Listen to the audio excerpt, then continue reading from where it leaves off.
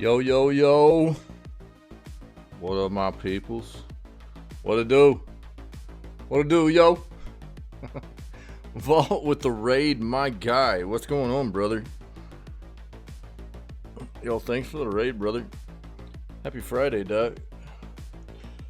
What it do, man? Everybody, what's going on? Happy Friday, yo. Hope everybody's having a good day so far.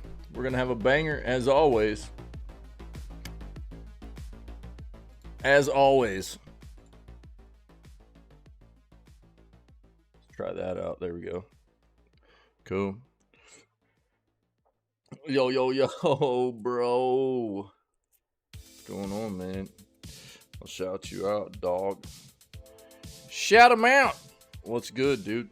Not much, man.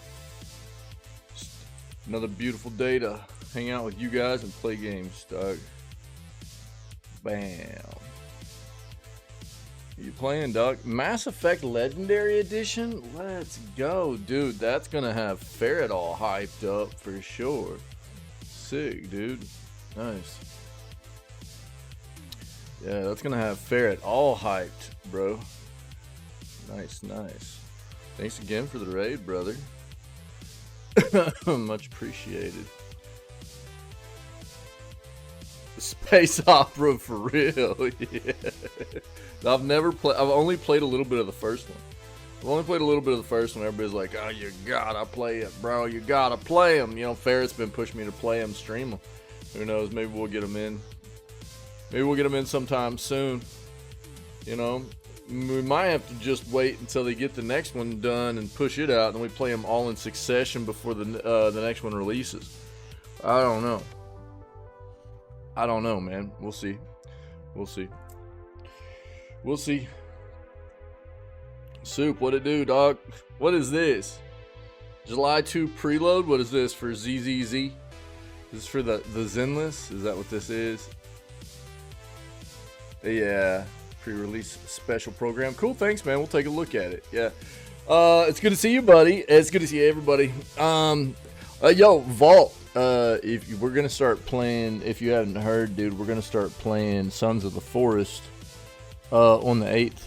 If you want to get down on some of that, dude, and I mean, even if you want to co-stream it or whatever, we can do that. We can do that, bro.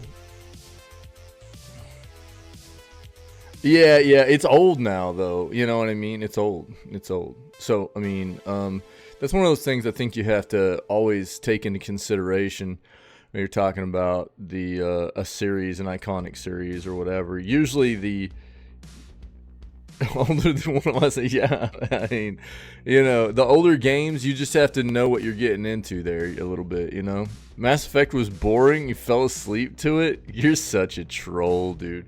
You're such a troll.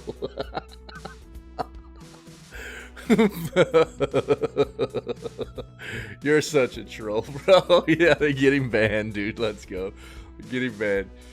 Yeah, we'll talk some more today about upcoming schedule, stuff like that. And we got the Steam Summer Sale. We'll probably take a little bit of another look at that. We looked at it yesterday. It's looking good. There's a lot of stuff for people to grab, and I'm sure it'll come up in the news and everything too. But we do have the news coming up for June 28th. That is today, and it's Friday.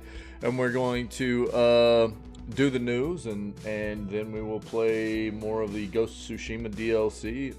It'll be a great day, man. We're gonna have fun. Oh, what's this? Pull that up, dude. Thanks, buddy. Yeah. All right, let's get in here, man. Let's do the news and see what we got for the day. Let's get in here, guys. What is the Star Wars Bounty Hunter remaster coming in August? Fans are more than a little nervous after the disastrous Battlefront Classic Collection, as they should be. Yeah. Thanks, buddy. As they should be. Yeah, Ubisoft says remakes of older Assassin's Creed games are coming. We kind of knew that. It's just a matter of getting definitive information on which games and when. Kickstaff comment on whether Dr. Disrespect would be allowed on their platform. I want to know what they're going to say. I'm hoping they're going to say no. You know? Who's doing the remaster? We'll find out, but Aspire. I figured it would be Aspire. Yep. Aspire's had a pretty not great time with doing a lot of these remakes too. They're known to do a lot of these remakes for the Star Wars games, and a lot of them have not released very well. So Aspire, if I remember correctly, Aspire is still under Embracer. So it's going to be an Embracer game, unfortunately.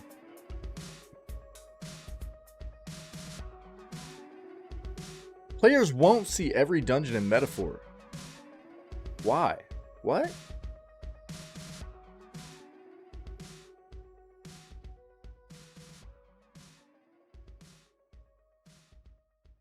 See what else?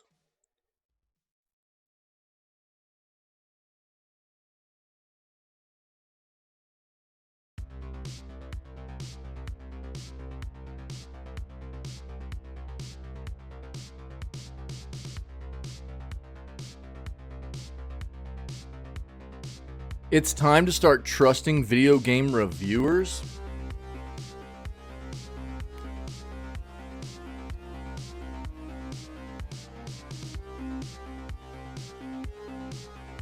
Yeah, Soup. Yeah, thanks for just leading me into that one. No. I mean, it's always such a mixed bag.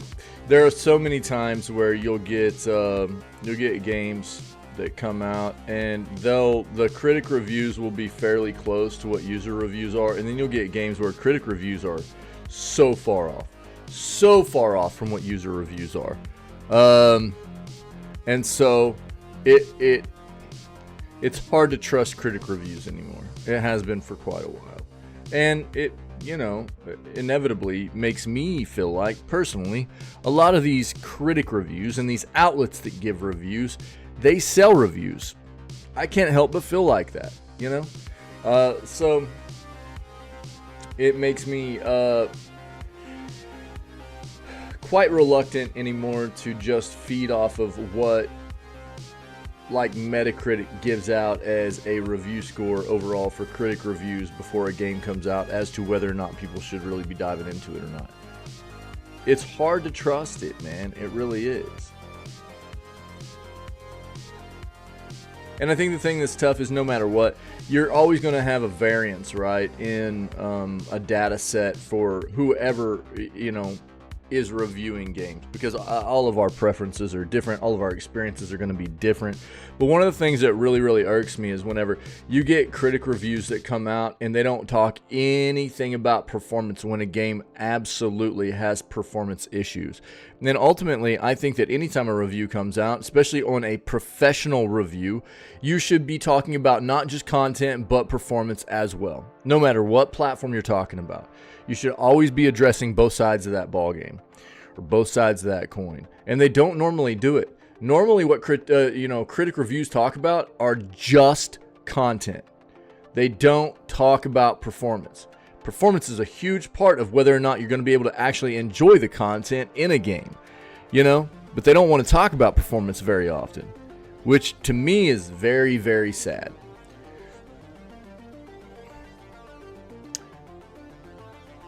There's a GTA show monthly, what, on IGN or whatever? Cool. That sounds so cool. Well, they're really baiting those clicks, aren't they? You know what would generate a lot of traffic if we did a GTA? Your shake weight jam. I was right in the middle of that too. God dang it. Booty, baby. Are pretty funny, Gabs. Yo, Ferret, what's up? Yeah, they're showing nothing. Yeah, exactly. It's like, you know what would generate a lot of clicks and a lot of traffic is if we just did it's a dedicated show every month up until the release of GTA 6, okay? And we don't really have any new information usually to go off of, so we'll just talk about the same stuff over and over and over. But people will come hang out and watch it because it says GTA 6 on it. We're smart. Honestly, they kind of are, because well, it works. It works. Because because it says GTA 6, people be coming and watching it every month, even though there's not like a lot of new information. They got soup. They did, dude. They did. What's up, Ferret? How you doing, brother? Yeah, how funny is it that it was like Sykes Valheim didn't update, dude? That's why he couldn't get in. Isn't that weird though that he was showing banned because of it? That's so weird. It's kind of odd. You would rather see a developer make sure that if there was some kind of mismatch on versions, it would notify you about that. Yeah, exactly. Yeah, that's what I was getting at. Yeah. Yeah, you don't want to have a game, you know, if you're not being automatically prompted for an update or whatever, you want to make sure that you're getting, you know, a notification that is informing you of what the issue is, right? That's terrible. They need to make sure that they're working on figuring out how to fix that, because that sucks. Just no, you're banned. You know, you can't hang. You're banned. That's terrible, dude. That sucks. Yeah, no doubt, Vault. Yeah, yeah. I thought you weren't even gonna play anything else now, Soup. I thought you were done, dude, for like the next 3 months because you're so just burnt out on gaming, dude.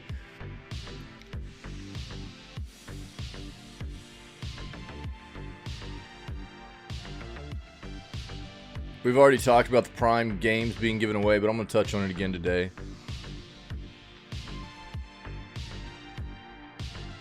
Yeah, for sure. Yeah, Ferret. But you would rather see that be just a default from the game itself, you know what I mean? Not like on a per server, but like if there's a version mismatch, it shouldn't be like a per server error message to be sent out. It should be from the game itself, right? That's what you would want to see.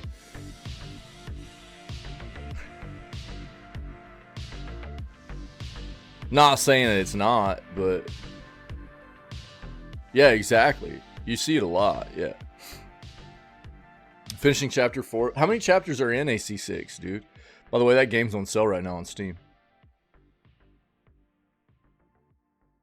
5? Oh, okay. You're getting there then. All right.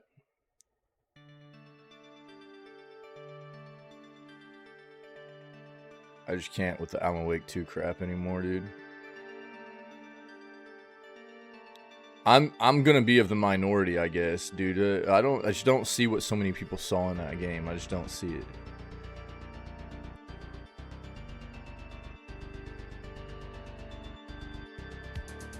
I agree.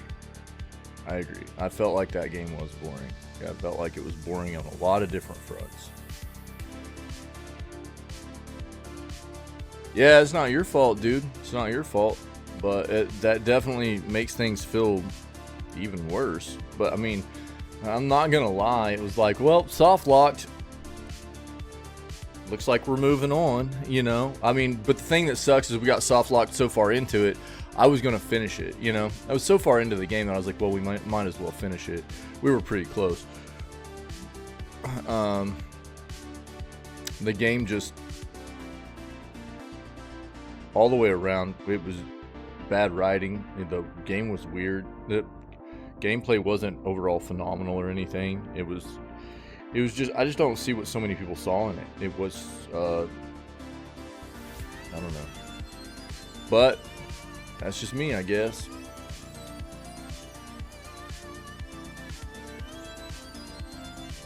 Well, we're jamming this morning, aren't we?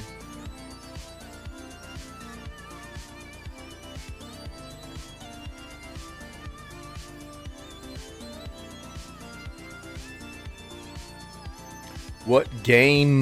This is singular. Are you getting during the Steam Summer Sale? They should probably add an S on this. I think most people probably are. That's going to be a plural games. 1 second, guys.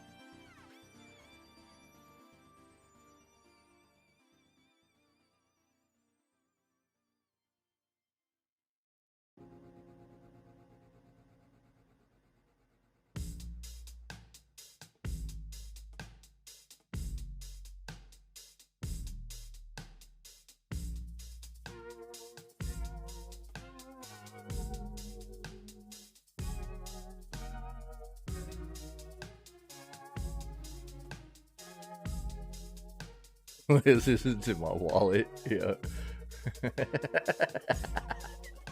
Yeah, bro. Yeah. Nothing for you to buy on the sale. That's because you buy everything when it releases and don't ever play it. You don't wait for sales.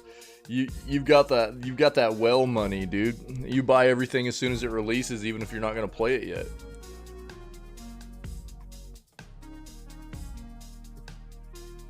Soup's got that well money, dude. Be welling out.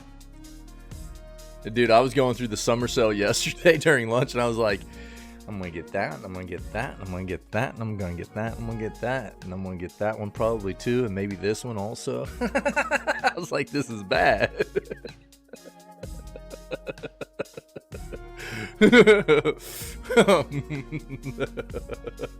Oh man.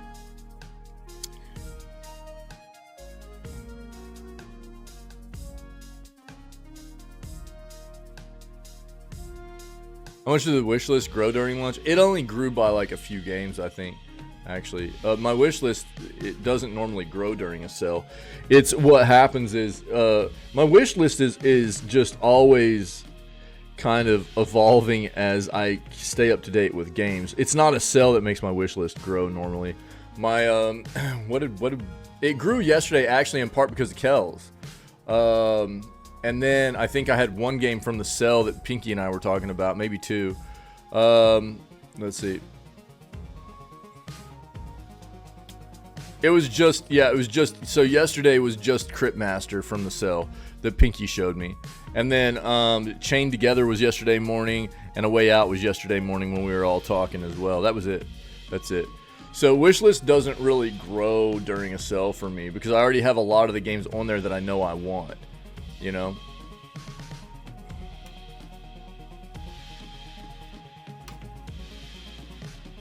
my wish list stays fairly current, so I don't normally add a ton of games whenever a sale happens.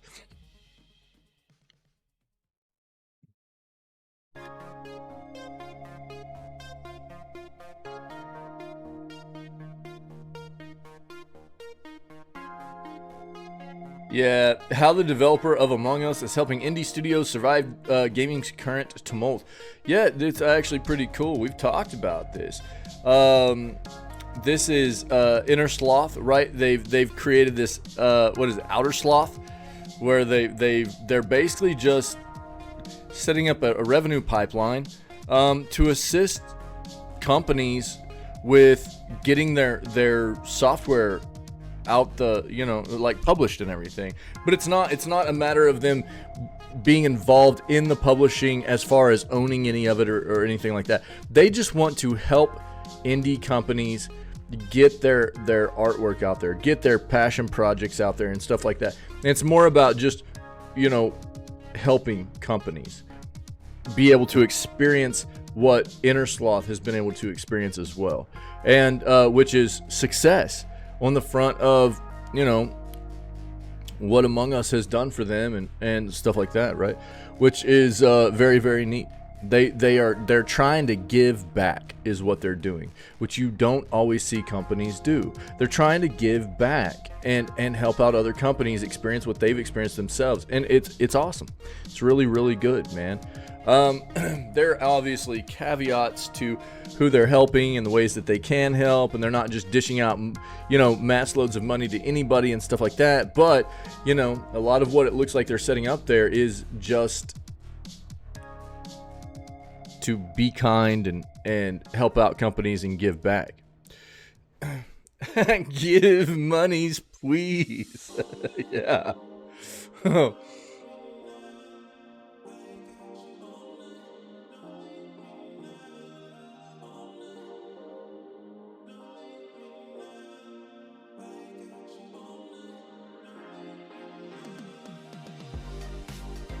Yo, Soup, did you figure out what you're going to be doing hardware-wise?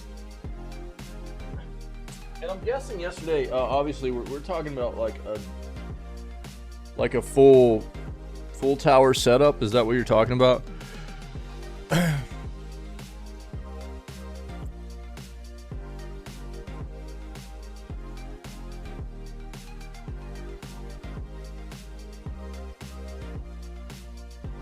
SSD and just motherboard.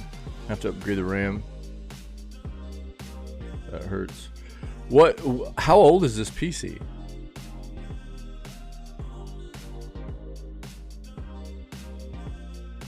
Well, usually if you're gonna, yeah, I mean, if you're gonna be replacing the motherboard, then you're gonna have to take everything off of the current one anyways.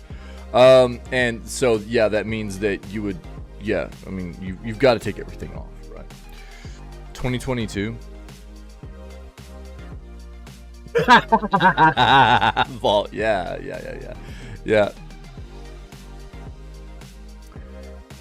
So if you're replacing the motherboard in your PC, then literally everything has to come off of the old one, and all the things you're taking off of the old one have to be put onto the new one, including your CPU. So yes, that would mean that you've got to take your heat sink, whatever that may be, whether it's a fan cooled heat sink or it's a water cooled heat sink, whatever, it's got to come off. You're going to have to clean all the thermal paste off as well. But you don't have to, but that's the better way to do it. If you're going to be doing all that anyways, the better thing to do is to go ahead and replace the thermal paste, reseat everything, make sure everything's done correctly. You know what I mean? Because if you're taking things off and adjusting things, it's more important to make sure that everything is reseated correctly, the thermal paste is redone, stuff like that, right? So it's not totally necessary, I guess. You don't absolutely have to, but, you know, the better way is to, yes, do that.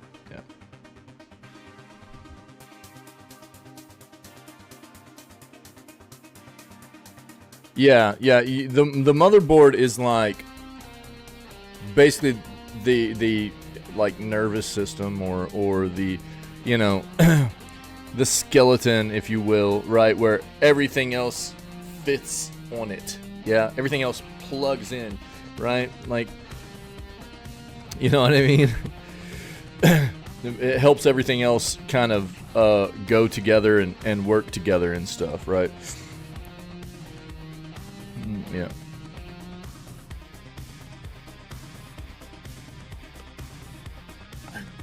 So if you're replacing your motherboard, everything's going to have to come off. Now, it doesn't mean everything has to be removed out of your case necessarily, depending on how much stuff you have in the way. But yeah, you know, it's definitely going to be, if you're not all that familiar with doing computer builds and stuff like that, it's going to be a learning process. My advice is to set aside 2 to 3 days and take your time. If you're not that experienced with doing it, set aside 2 to 3 days. Don't rush yourself. Take your time and make sure you're doing things correctly. Okay.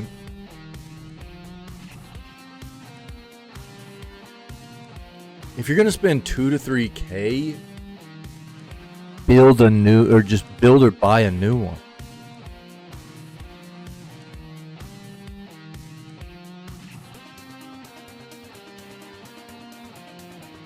Don't forget to wash parts with water and soap. I mean, here's what's funny. Have you guys seen all the, like, these have always really tickled me. You've seen all the builds of computers built in mineral oil. You guys seen this?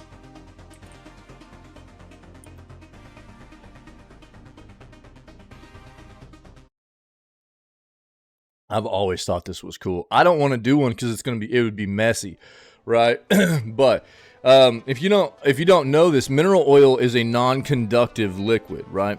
So being a non-conductive liquid means that you don't have to worry about electric currents being moved through the liquid itself. So what you can do is you can actually build computers in a mineral oil solution.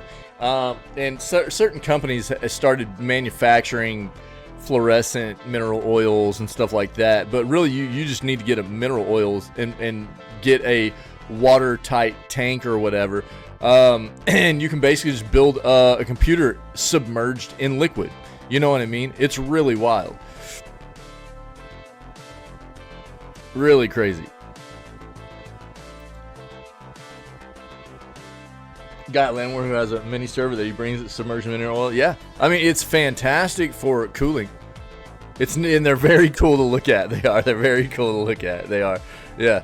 They're great for cooling, very cool to look at, but they're also a hot mess. You know what I mean? That's a lot of flipping mineral oil. Yeah. If you ever need to change out a part or anything like that, it's a mess. It's a mess. But they are cool. They are cool.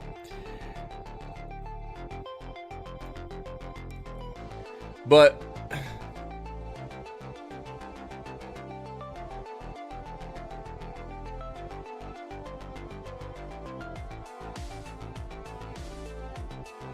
what is this, bro? All right, hold on. Yeah, I've got a lot of the Lian Li stuff in my PC right now, actually. I've got some really dope fans in there with LEDs. I've got some of there are these LED strip power that go on your power cables. And I've got those in my PC. I love them. This is what you're talking about?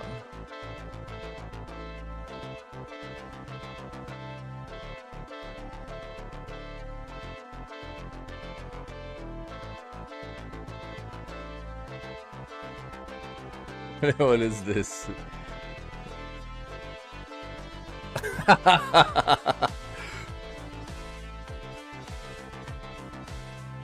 I think I've seen this, dude. I think I've seen this. Yeah, I think I've seen this. It's pretty funny.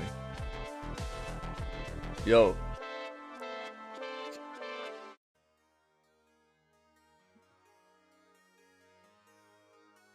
Yeah, I mean,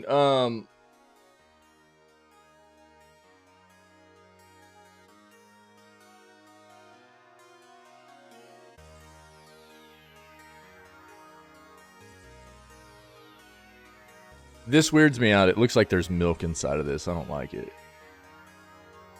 Yeah, I got cooked. Yeah. I remember that, dude. Yeah, I don't like the milk look, dude. The milk look weirds me out. Yeah, milk. Stop vault.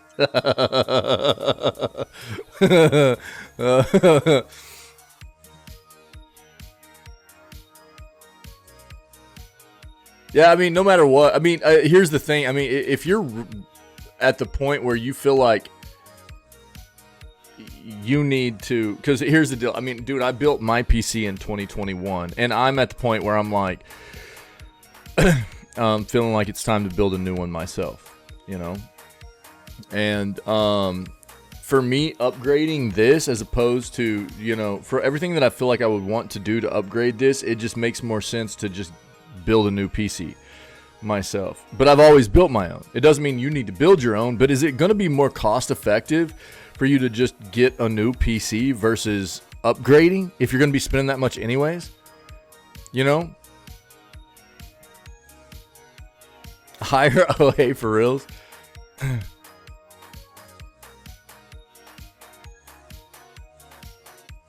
Okay. Okay. Word. All right. This is your case. Oh, right on. Yeah. I like, dude, you like that aluminum look, don't you? That keyboard probably flows really well with that. That's cool.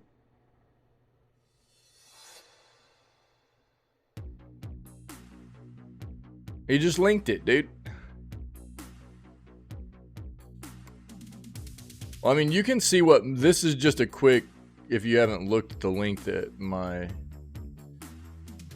where's the am I tripping? Oh, I don't think I put it in. If you haven't seen this, so that's actually, so all this stuff, like these fans and these power cable LED strips and everything, that's all Lian Li stuff right there. Or Lian Li, however you pronounce it, I can't remember.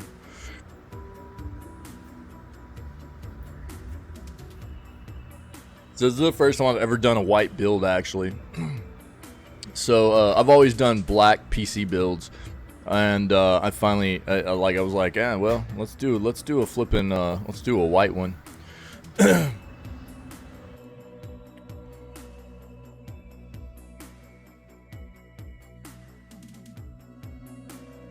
And it was fun. I like it. I like the way it turned out. Oh yeah, fair. Yeah, for sure. Oh, it's in the Discord. Bruh, all you wanted to do was show off your little image that you have on your water. You can't even see anything. It's so dark. You can't even see anything. It's so dark. All you wanted to do was show off your little character that you have on your water cooler. All right. That's the only thing you were trying to do there. You're not fooling me, man.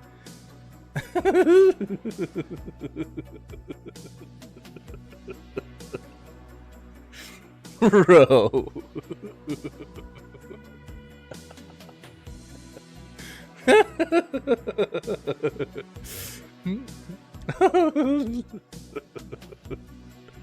Oh, Jesus.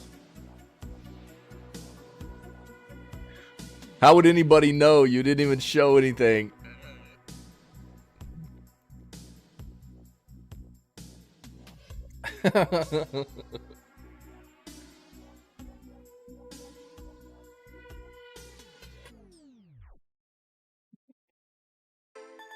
You can still turn on the lights and show people. So you want to say that yours looks better than mine, but you didn't actually even show it. Ah, come on, man.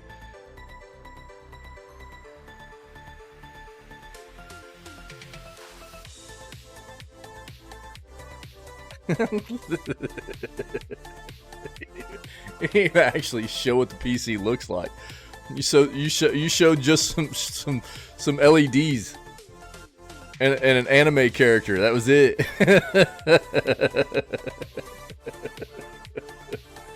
Oh my god, dude, you're a trip, Soup. Yeah. Well, that's a lot of what I used to do too. I used to just not worry about the aesthetics too much. It was more about just getting everything in there and making sure everything was functioning. It wasn't about being flashy or anything. But this time when I built this one, I was like, you know, I'm gonna go for it a little bit. There's a lot of cool options out there, and I was like, I want to do some fun stuff and get some LEDs popping and see what it looks like, you know. And again, it was my first time doing a white build too, so I don't know. I went with it. It was fun. I like it.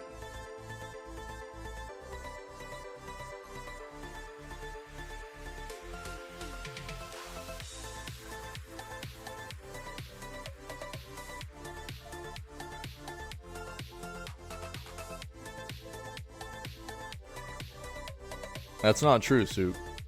Why are you discriminating, dude?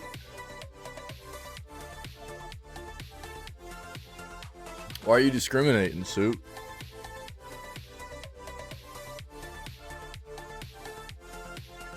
Oh, nice, dude. Yeah. Right on.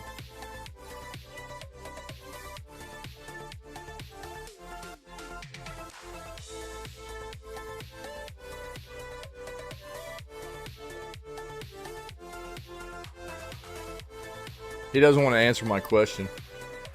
He doesn't want to answer my question. Why you discriminate on color, dude? You know? Hey, how dare I? You said must be black. You're the one that did this, not me, dude. Now you need to answer questions. Yeah, I know we're talking about PCs, but still. You're discriminating. You're a PC discriminator, dude. You're a PC color discriminator. All right. Nice, dude. Sick. Yeah, we've got, like I said, we've got an old Acer Predator gaming laptop. It's got like a 1060 in it, and it's always been good to me. The only thing I've really had to do to it was I added additional storage. I had like a 1 terabyte solid state drive to it a long time ago, and I last year I had to replace the lithium ion battery in it. The battery started, so the PC started just turning off on its own. It would just turn off, even though the battery would say charged. It would just turn off. And I was like, I started doing some research, and I was like, I think this is a battery issue. So I just bought a replacement battery and installed it myself, and it's been fine ever since. But I mean, that battery was 5 to 6 years old, And my son games on that PC all the time, that laptop, and it still chugs away, dude. It does pretty good. It does pretty good. Yeah. I mean, obviously it's 2018. It's showing its age a little bit now, but I take pretty good care of my stuff, and he crushes away on that thing, and he plays about anything he wants on it. So.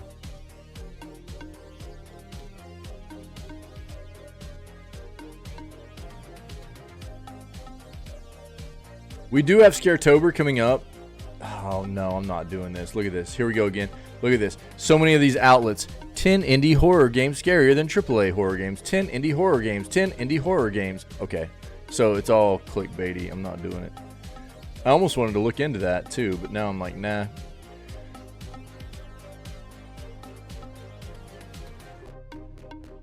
Oh yes, we're playing indie horror games. Yeah. You know what I probably won't play though? I'll tell you this. You know what I probably won't play? That's a AAA horror game. Oh, you know already. It looks like balls. It looks like absolute balls. You already know. Yeah, you know what I'm talking about. That's right. That's right. You already bought it too. I know you did.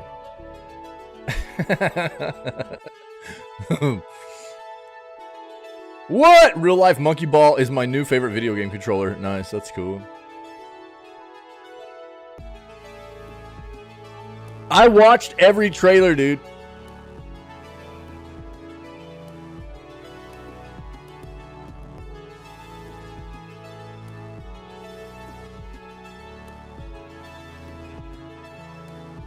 Here's the thing. I've said it before and I'll say it again.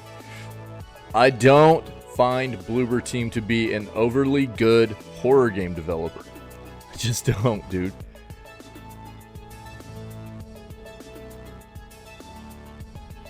Oh yeah, Vault. Do you use a fan stand underneath it? Because that is something that I recommend to anybody, especially anybody that uses a gaming laptop.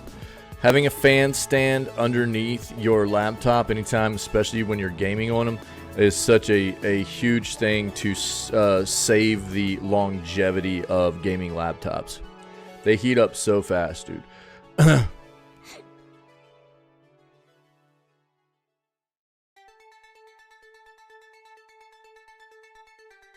A stand, dude. Yeah, so there are a lot of really cheap, good options out there, and my advice is to get one that has some decent sized fans embedded in it. Usually all it is like a USB cable that plugs from the stand into your PC, and it runs off your PC power, you know.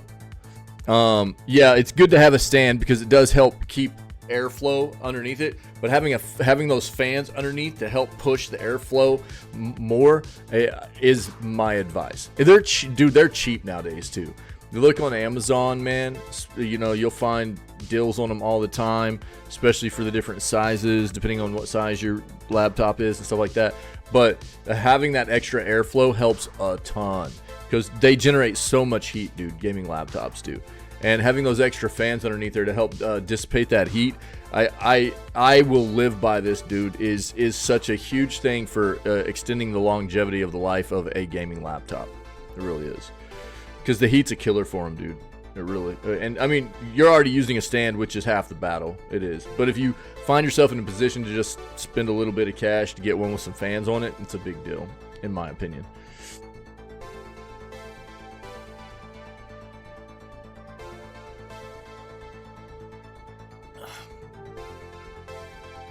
Gonna be a 9 out of 10 game. Yo, isn't that what you said about Suicide Squad?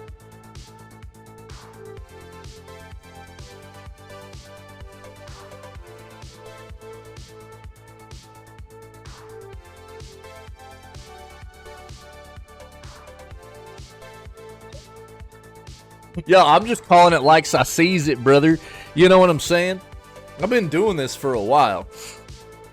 I've played other Bloober games, dude, and I've not been overly impressed with what they do.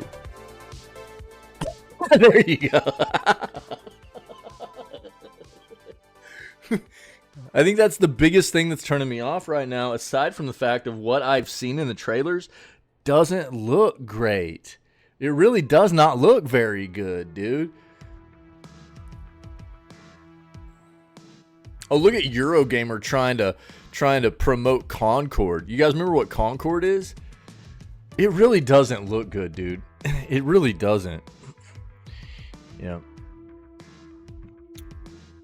I'm sorry, I can't.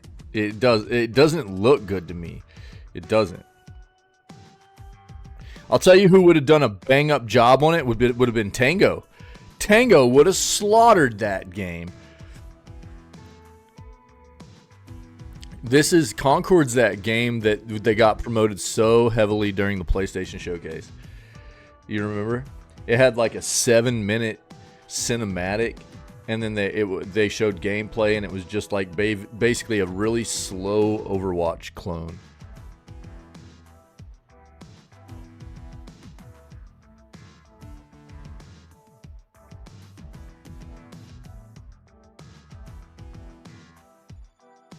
I respect your opinion, Soup. I respect your opinion. I personally don't see it. I don't see it. Disappointed!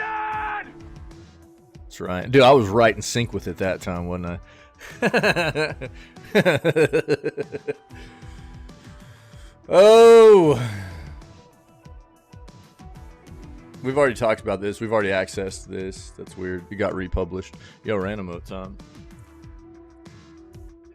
Basically, if you don't know, the Division 3 is, yes, in early development, but we're a ways away. Ritz, Mitts, and Doritos Chip. Go for it.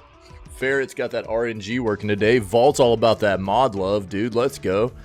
Where's Soup at? We talked about this yesterday. Hori has announced official Valve licensed Steam controllers. They're only going to release in Japan to begin with on October 31st.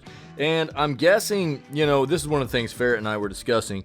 The thing that's always been nice about Steam is that they've always been really, really good at allowing you to use whatever peripheral you had around, right? Controller-wise, stuff like that.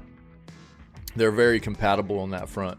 So the problem, I think, here is, are we going to have enough potential interested buyers and consumers in a dedicated Valve controller for them to want to release this worldwide?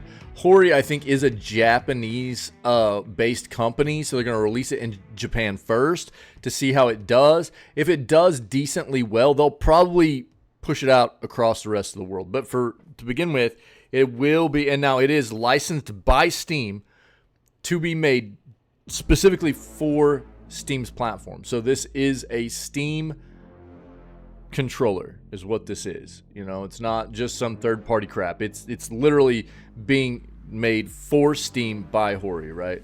But we'll see how it goes. Yo, Poggers, dude, that's winning. There it is. Yo, yeah, we smart, yeah. Yeah. Let's go, dude.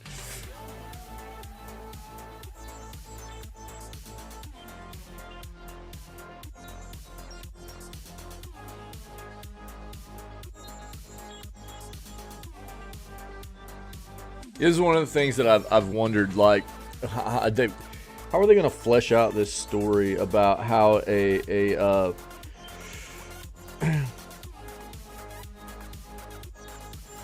person, so the samurai that you can play as in Assassin's Creed Shadows. I was talking about this when we watched this trailer. How are they going to flesh out this narrative of this individual that's obviously not part of, you know, Japanese lineage becoming a samurai in this this era of Japanese history? Because that is not something that really happened back then, you know. Yeah, very nice. Yeah, isn't that a great flipping emote? I was just wondering how. I mean, I'm guessing they're gonna flesh that out. They're gonna, you know. Was it? I mean, I'm not saying it didn't happen. I'm not saying that it didn't happen. It was very rare, though. You know what I'm saying? So I think that, but they're actually taking it from a Murdoch. Is that the thing? They're taking it from a real historic story. Is that what it is? Let me pull it up. Oh, really?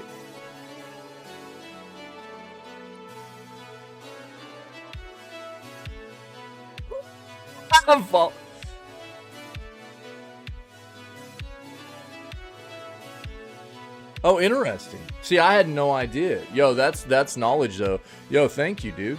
Appreciate it. What's up, by the way? Happy Friday, Murdoch. Yeah, look, check it out.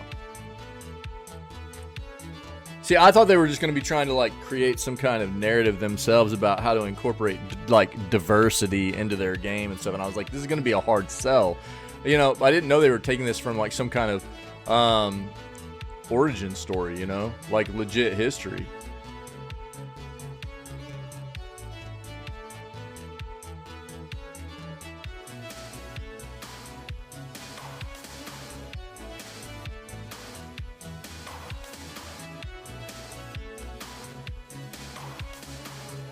Interesting, dude. Yeah, wild. Crazy. Yeah, so from 1581 to 1582. Legit. Nobunaga took him into his service, gave him the name Yasuke.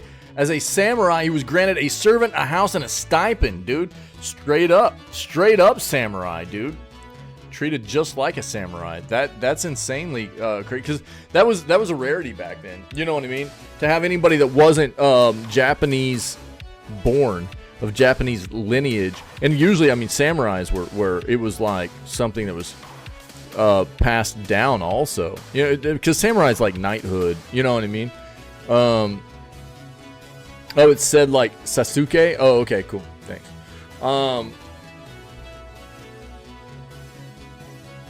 Well, I don't know. Did I say that right? I do. I'm not a Naruto guy, so.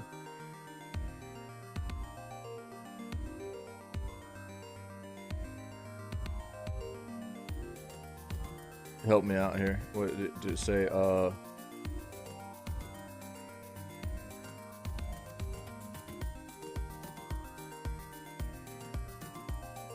Yeah, I butchered it again, I think, but my bad. Everybody's like, you don't know Naruto? Sasuke. Oh, okay.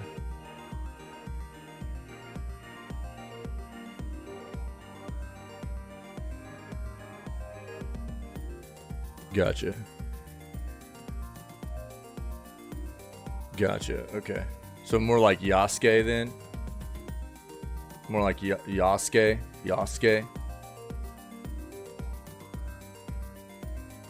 I mean, I don't pronounce anything right, so it's not, you know. Yeah, okay, cool. Thanks, Murdoch. Not a big surprise.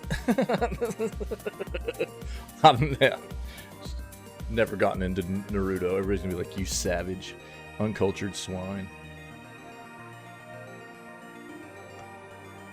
My problem is that the PC is a historical character.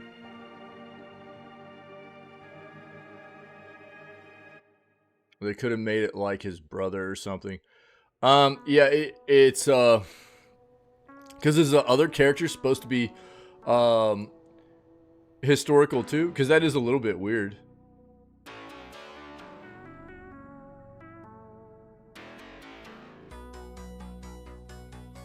But I've always wanted to go to Japan, dude.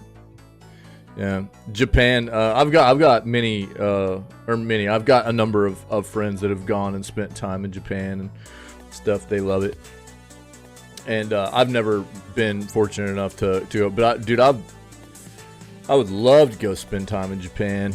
I think their culture is really cool. I think that as a society, they have a lot of, you know, they have a better way of living than, like, in many ways we do here. You know, they take care of each other better. They're more respectful. stuff like that, you know. Things I think that as a society, they just usually they do a lot better than we do here nowadays, and that's appealing to me. Don't know about the ninja.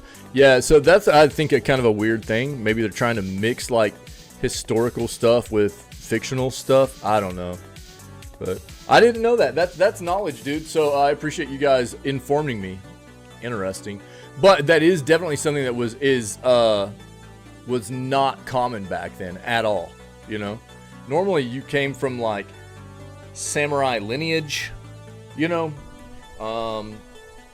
It was a family thing, or you were either, you know, also of a household that had a lot of stature and presence in the community and were able to work your way into being a samurai in some way, right? You weren't able to just like come over and immigrate to Japan and be like, I'm gonna be a samurai, you know. That just didn't happen, which is, you know, why this is, I just didn't realize that this was based on a true story. It's interesting.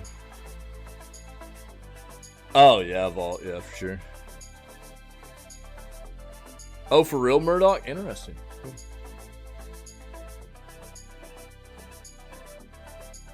Cool. So she's also one of the first ever recorded. I would butcher that. What is that? Konoichi? Interesting. Well, I mean, it's kind of cool that they're trying to incorporate some parts of history into this as well.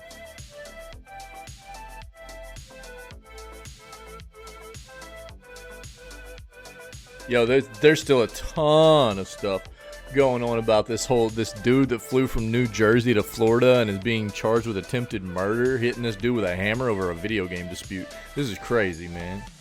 People are crazy, dude.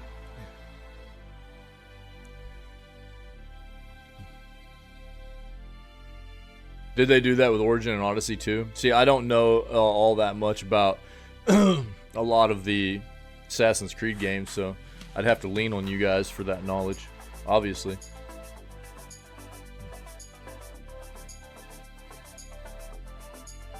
Original Life is Strange team delays new game to avoid new Life is Strange launch date. Okay.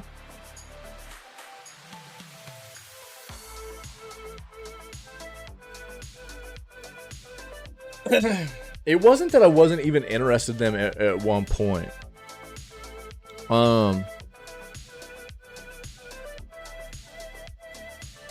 So I remember when Assassin's Creed first started coming out, and I've talked about this before. When Assassin's Creed first started being released, I was interested in those games. I just I didn't find time to play them, or for one reason or another, I didn't get them played. And then I noticed that they were releasing like hotcakes, dude. It was just one after the other, and it just became something that didn't appeal to me. That's not one of those things that I'm very fond of. When a game is just constantly coming out one after the other, it's like, Jesus Christ, you know. It feels to me, it feels like they're trying to push more of a quantity over quality kind of situation. Not that there haven't been some quality, you know, entries in the series, don't get me wrong, but it feels hard to keep up with. It feels quantity over quality, and it's not one of those things that appeals to me, really, where they don't even give anybody really hardly any time to get hyped. Anybody that is even a fan of the series, it doesn't feel like they give them really hardly any time to get hyped up about the next one. You know, it's like there's just get as many out as you can, as fast as you can.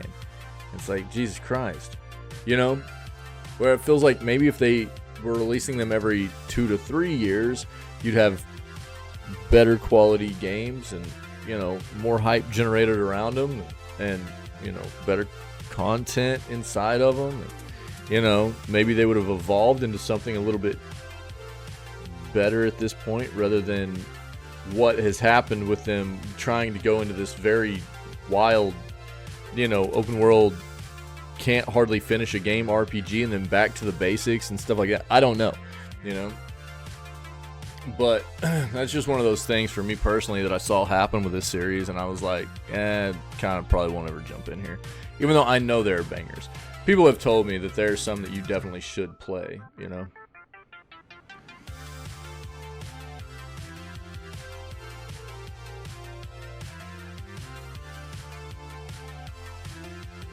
We'll talk about the Ubisoft confirmations here about which remakes are on the way. We've talked about some of them already. What was it, like Black Flag? We know Black Flag's already being done, right? We'll see what other ones though.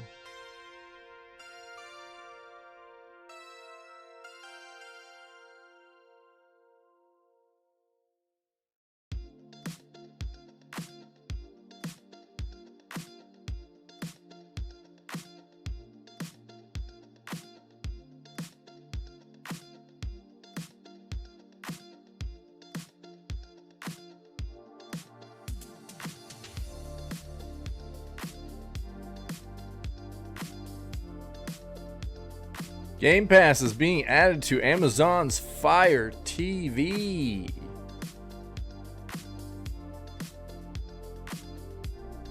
I like this song, dude.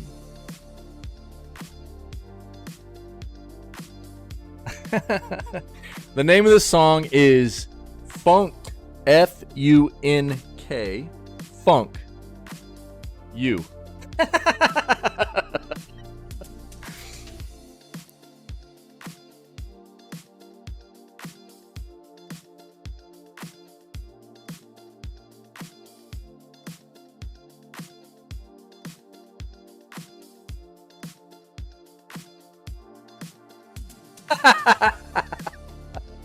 Exactly. It's a nice vibe though, dude. I dig it. Yeah, we talked about this yesterday, dude. From the article that we covered on Tuesday, and I put a video up on Wednesday about on YouTube, and to us talking about the doc actually confirming this through Twitter posts. We talked about yesterday. We've got a little bit more up today. We'll talk about where basically the Kick platform is going to talk about whether or not they would even consider having him on the platform, you know, and I hope they say no, because there's just no room for people like that, in my opinion, to be continue to be supported as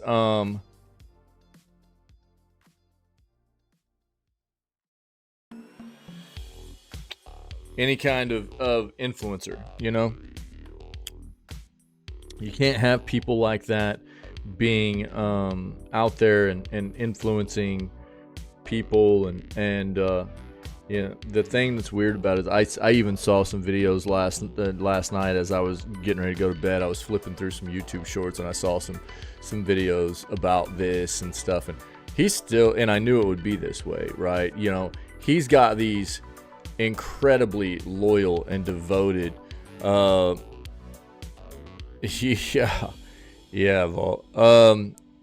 and devoted people behind him that obviously just feel like everybody's trying to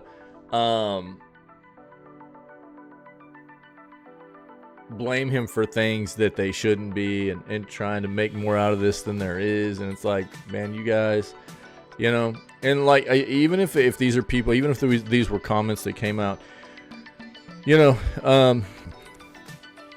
like whenever we covered this on Tuesday, we didn't have any kind of definitive information yet. But like I said, at the end of what we covered, it was like, you know, this cannot be, you know, obviously, you know, you always want to hold a bit of, you know, you want to reserve yourself a bit about judging people and things like that. But there wasn't a lot of hesitation on my part in knowing that something bad had happened on some front. Something pretty terrible had happened.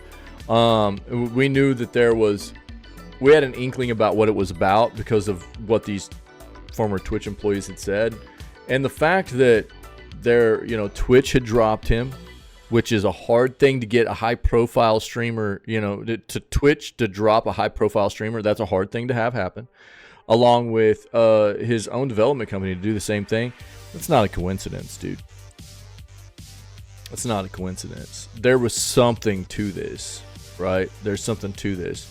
And so we'll cover it. We'll talk about it. But, you know, this is not the kind of person that we need, you know, to be influencing people and being in a position of power.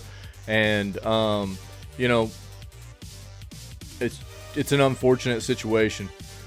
For sure. Yeah, for sure. Exactly. Well, yeah. I mean, obviously, he was able to keep streaming and everything because he just went over to YouTube. Yeah. But nobody signed him to a contract or anything, right? And he was even trying to get kicked to do it. He was trying, if you recall, he was trying to get kicked to sign him to a contract, and they didn't do it, right? I'm pretty sure. He kept trying to, like, he was playing off his persona and stuff, but he was like, this is how much it would cost, and you know what I mean, for me to come over to your platform. And I don't think they did anything, you know, because I think they kind of knew something was fishy about what was going on as well. And we're talking about Kick, dude. Kick's pretty lenient on a lot of stuff in regards to like what other platforms allow too, you know. So that was also, you know, something people should have noted. We'll talk about it though. Yeah, Kick was signing everybody. A ton of flipping terrible people, dude. Yeah.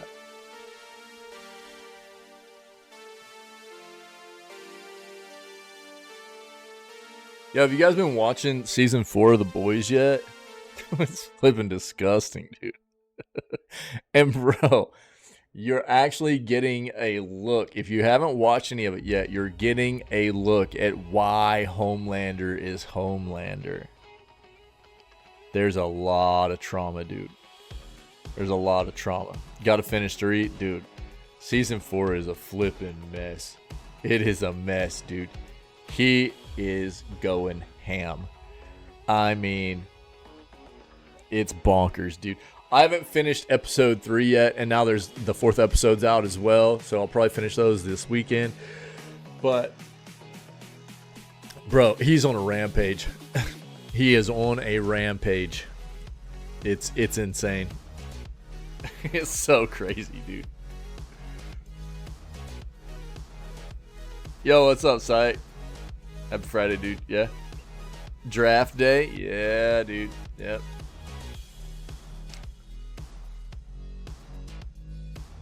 Yeah, isn't it wild, bro? Isn't it wild? Yeah. I haven't finished episode 3 yet, like I said, and I still need to watch episode 4, obviously. And but so far, dude, it is absolutely crazy. Nah, it's not. Yeah.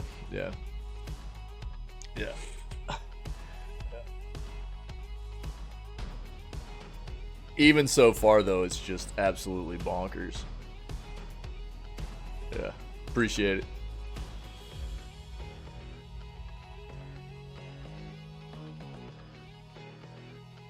No, Vault.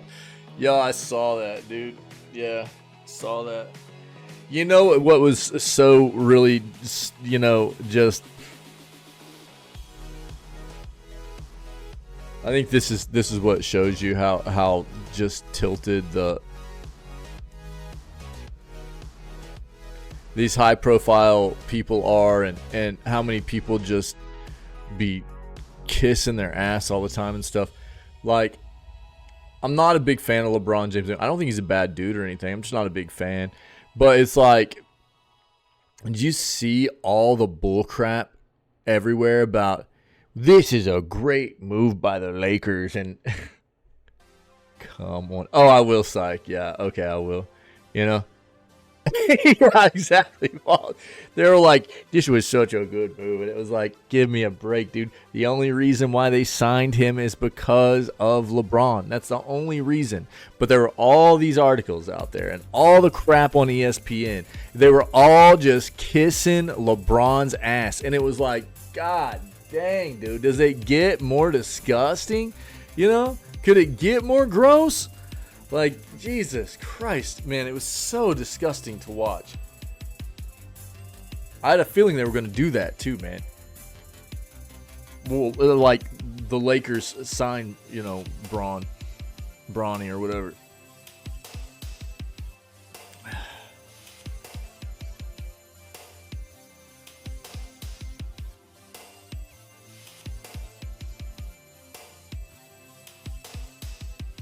We've seen some stuff about Metal Gear Solid Delta Snake Eater so far, and it looks pretty dope. It looks pretty good.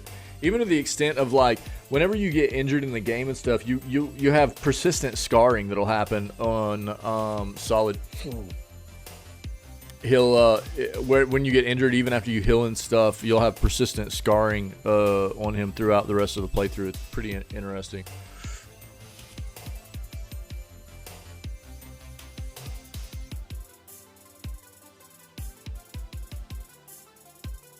I think here's what I think is going to be the hardest thing about this situation. You bring up sports and the whole, like, Bronny getting drafted to the Lakers and everything. The thing that is going to be the worst part about this for anybody is Bronny, because there is no way he'll ever be able to step out of his dad's shadow, ever. Oh, did they get episode 5 out? Well, then I've got 2 episodes to catch up on, dude. Yeah, I don't think I finished. Wait. I don't know. I need to go take a look. I can't remember if I haven't finished 3 or 4 yet. I'll tell you where I'm at. Psych. What? Really? That's wild, dude. Like, what kinds of issues? So Psych, I'm kind of at the part where he's going through the vault employees and stuff. The vault employees that he's going back and kind of getting a little bit of some payback on and stuff. Trying not to divulge too much here, but that's where I'm at. That's where I'm at right now. Okay, that's episode 4. Yeah. So I knew I still had at least 1 episode I haven't seen yet. Fully pressed in, they aren't typing. What? Yeah, that is towards the end of it. Yeah. But I'll let you know when I watch the next one, dude. Well, yeah, I mean, let's be fair here. I mean, LeBron, as much as I'm not a fan of LeBron, he's definitely a generational talent. You don't see somebody like that come in with talent very often, right? And so, I mean, you're talking about a guy stat-wise that is out of reach for most players. Yeah, out of reach for most players. I will never consider him the GOAT because Jordan will still be the GOAT to me. And to be fair with you, I don't even think LeBron was better than somebody like Kobe. For me, exactly, Vault, I agree. Kobe, for me, is still above LeBron. I don't care. But, you know, he's definitely up there, right? And not that I'm a huge NBA guy or anything, but, you know, he's still an amazing player. He's a freak of an athlete, and Bronny's not gonna. He's not gonna be able to get out of his dad's shadow ever. No matter when LeBron retires or whatever, he'll never match that kind of talent, dude. He just won't. He's still got room to grow, but even his ceiling doesn't come anywhere close to what LeBron's ever been able to do. It's just not gonna happen.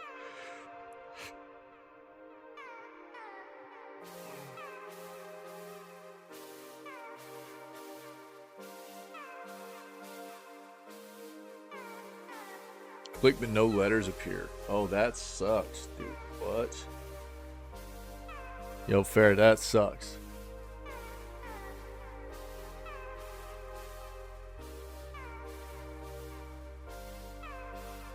Nintendo buffing security amid latest game leaker drama, dude. Yeah, we've touched on an amount of this.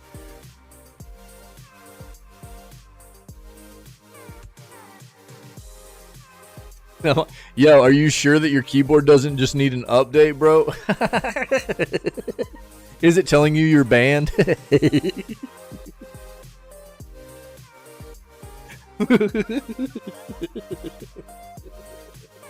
You're banned from using these letters.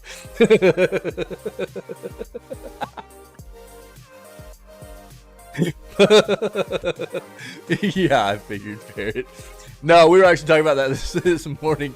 This morning site, we were like, dude, that's terrible. There's no way that, like, if that's actually what was wrong, was that like the game didn't auto update or whatever, you shouldn't have gotten just a "hey, you're banned" message. It should have been like, yo, there's a version mismatch here, right? We've had an update to the game. The server that you're trying to join, it has been updated to a different version than what you're running. There's a mismatch. You know, there needs to be some kind of information there rather than just being like, banned, you know? Stupid turntables. Yeah, bro. Yeah. Yeah, that's crazy. Just weird. Yeah. But I'm glad you guys got it figured out. It's just stupid how long it took because something as asinine as them not pushing out some kind of notification when you're trying to join a server that has a mismatched version, you know? How dumb is that? They need to fix that. Yo, there's a 40-minute crafting of showcase of Dragon Age Velguard character creator if anybody wants to take a look. Oh, wait. I'm not going to watch it because that's a long flipping video, but if anybody wants to take a look, here you go.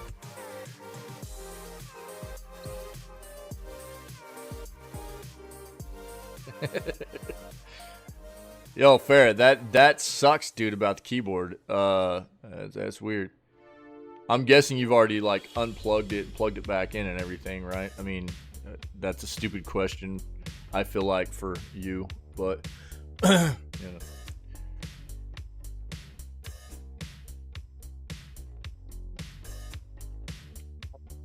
Okay, that sucks, dude. Interesting. All right, let's get into these articles, my peoples. Happy Friday, guys. It's good to see you. Original Life is Strange team delays new game to avoid new LIS launch date. Let's give both titles the space they need. Lost Records Bloom and Rage, the next project from the creative team behind the original two Life is Strange games, has been delayed into 2025. Why? Well, the team behind it are keen to avoid the launch window of Square Enix's own new Life is Strange game, Double Exposure, the latest to be made by the franchise's more recent development team, Deck 9 Games. In a press release today, Lost Records developer Don't Nod said its game would arrive early in 2025. Now,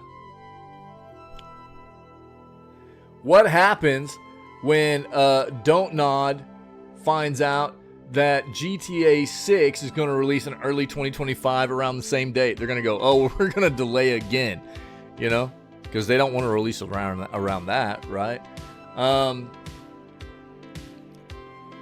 I'll show the trailer for this real quick, though. Here.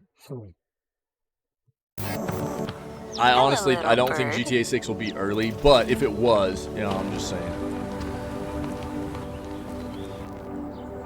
Goodbye, Velvet Cove. Soup's hoping it's early. I'll soon be Tell you flying what. away too.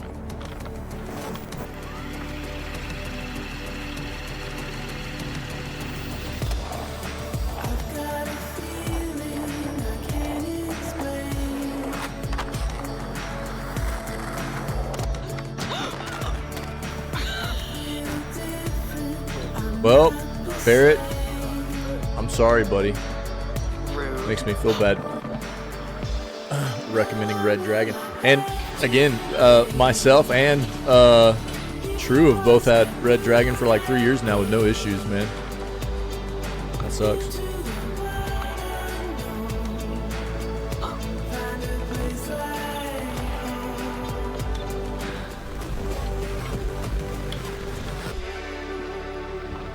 This is Swan Holloway. And if you find this video, it's because I'm dead.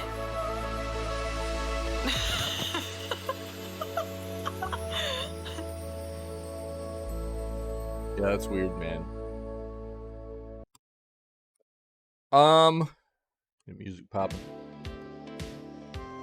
Quote, we know that many of our fans are eagerly awaiting this game, just as they are the recently announced next installment of Life is Strange. Don't Nod boss Oscar Gilbert wrote, let's give both titles the space they need to be enjoyed by our players within the large community we have built. Firmly believe that the wait for Bloom and Rage will be worth it. We look forward to sharing this new adventure, which we hope will become another memorable chapter in the Don't Nod universe. Lost Records Bloom and Rage had previously been set for a late 2024 launch. Life is Strange Double Exposure, meanwhile, is set to arrive on 29 October for PC, PlayStation, and Xbox.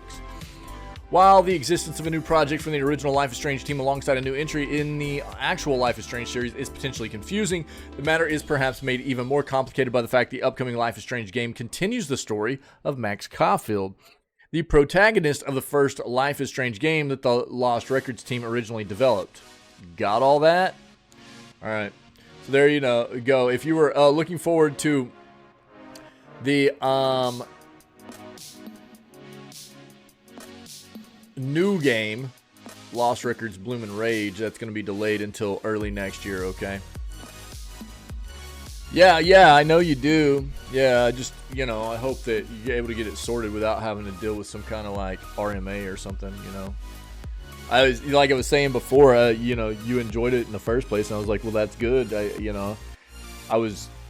You asked for recommendations. I gave a recommendation, but I give recommendations based on my own experience, and I've had good experience with Red Dragon. And if I make a recommendation and it doesn't pan out for somebody else the way it has for me, and they're like, oh, well, that makes me feel bad. You know what I mean?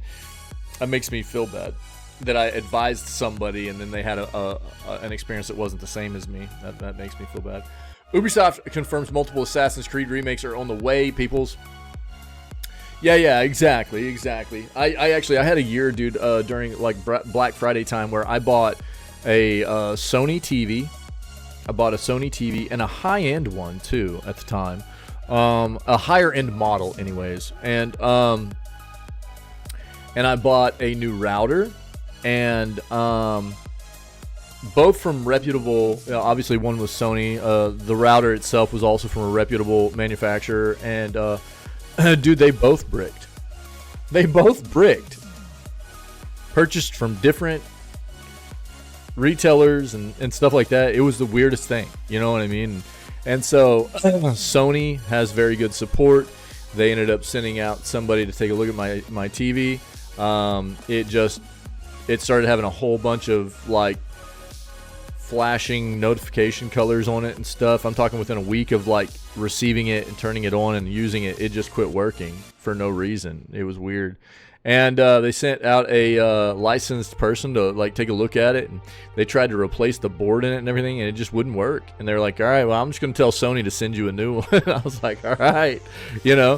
It was a fairly seamless process. It sucked to have to go through it, but Sony took care of me.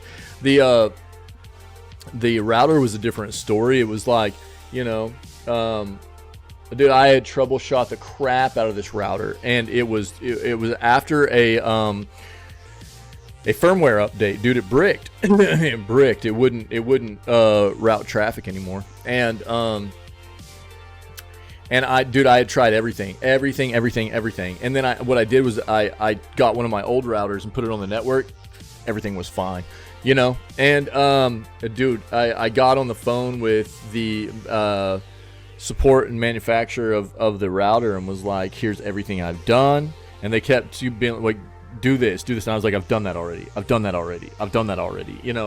I was like, look, everything you're asking me to do, I've already done, and I've confirmed. After just setting up my old router, putting it on the network, everything is being routed. Like, I did a firmware update and it bricked your router, dude. You know what I mean? Like, I don't know what else to tell you, man. It's totally whacked, dude. I need an RMA.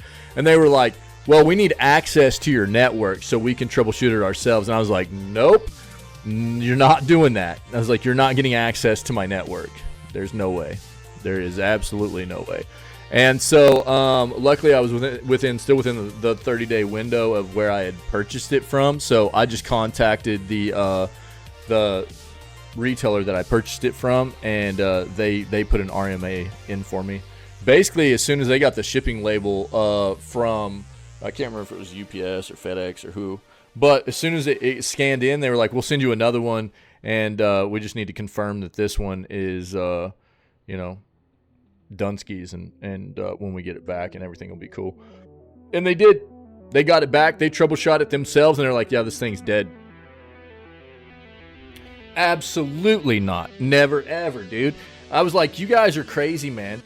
I was like, I've done network work, and I was like, I'm an IT guy. I've done network work. I know what I'm doing. It's not like I'm running a flipping infrastructure shop or anything here either. I mean, I'm just doing traffic, I'm just setting a router up for my own home network, It's not a big deal. I was like, I've troubleshot this. Everything you're asking me to do, I've done. I was like, you're not getting access to my home network. There is absolutely no way. But it was weird, dude. It's one of those things, like I said. I mean, sometimes it just happens. Sometimes products just are bonked, dude, from the manufacturer. There's always a percentage, right? There's always a percentage of products that come with issues. And that's why I tell people all the time, usually what you're buying into with a better brand name, which is why people need to be scared of Asus now, which we've talked about, right, is that usually what you're getting with a better brand name is you are getting a little bit more of a peace of mind of build quality for the product you're receiving, short-term and long-term, right? As well as because they're established, but also that peace of mind of, customer service and warranty, because usually they're very well established as well.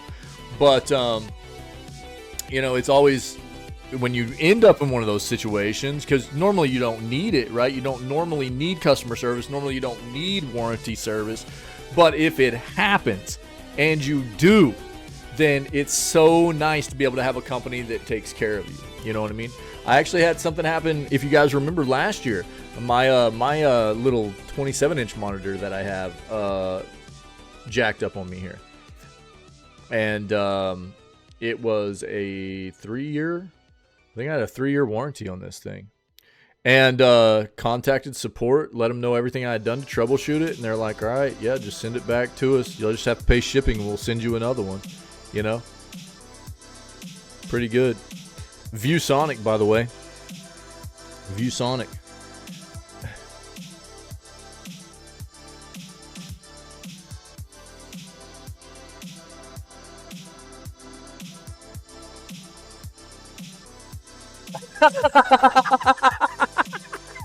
Yeah, dude. Yeah, that's wild. That just shows you how little people know that actually work for those companies too. You know what I mean? Like, come on, man. But that, I think that is why it's important to kind of know what kind of warranty you're getting into, what kind of customer service you're getting, and know what companies you're getting in bed with whenever you're planning on spending an amount of money on your technology. For sure. Let's read this. But I do hope you get it figured out, buddy. And if it does end up being a bonked keyboard, I'm sorry, man. I feel bad. Ubisoft confirms multiple Assassin's Creed remakes are on the way.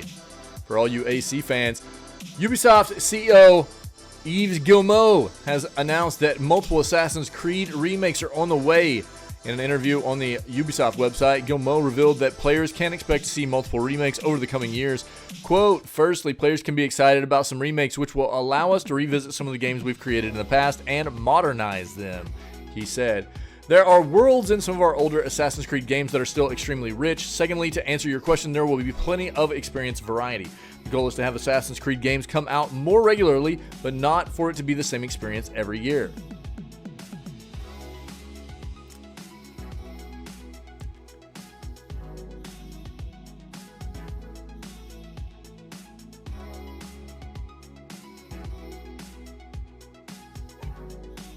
I mean, this is still something that is kind of a turnoff for me. The goal is to have even more Assassin's Creed games come out more regularly. Let me show you something, okay?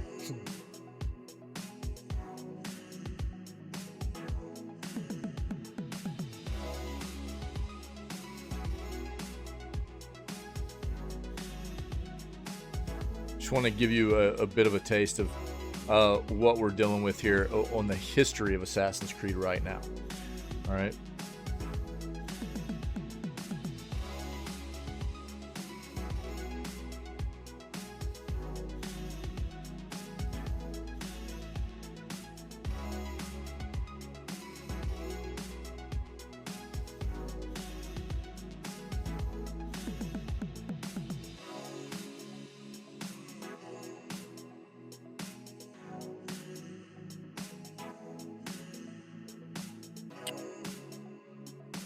Where was the list at? We had read an article. We'll just have to count it up, I guess. So, was Brotherhood just an add-on to 2?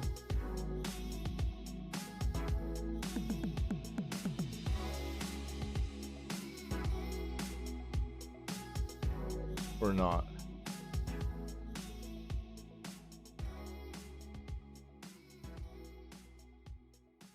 So, we've got 13 Assassin's Creeds, and they started coming out when was the first release? Oh, here we go. This is what we need. So 1, 2, 3, 4, 5, 6, 7, 8, 9, 10, 11, 12, 13. We'll have 14 Assassin's Creeds. Yeah, that's what I thought in 2007. Yeah. So this will be, with Assassin's Creed Shadow, that's 14 Assassin's Creeds in 17 years. 14 titles in 17 years. Right? And then you've got spin-offs as well, okay? 1, 2, 3, 4, 5, 6, 7, 8, 9, 10, 11, 12, 13, 14, 15, 16, 17 spin-offs in about the same timeline. And now you've got the CEO of Ubisoft saying a quote like, "The goal is to have Assassin's Creed games come out more regularly." Brother, what? Is an average of, you know, an Assassin's Creed game every 13 to 14 months not regular enough? So I think this is one of those things I was talking about before. One of the reasons that I didn't, you know, I lost interest in diving into this was because I saw very quickly upon Assassin's Creed releasing that it became something where they're just obviously more focused at quantity over necessarily quantity in this situation. It doesn't mean that there aren't bangers out there and there's not good entries in the series and everything, but I mean, could you imagine if they just took a little bit more time to devote resources to enhancing these experiences content-wise, giving people a little bit more time to get hyped about these? But they're not even taking that stance. What they're saying is they want to put them out at an even more rapid pace. That's crazy.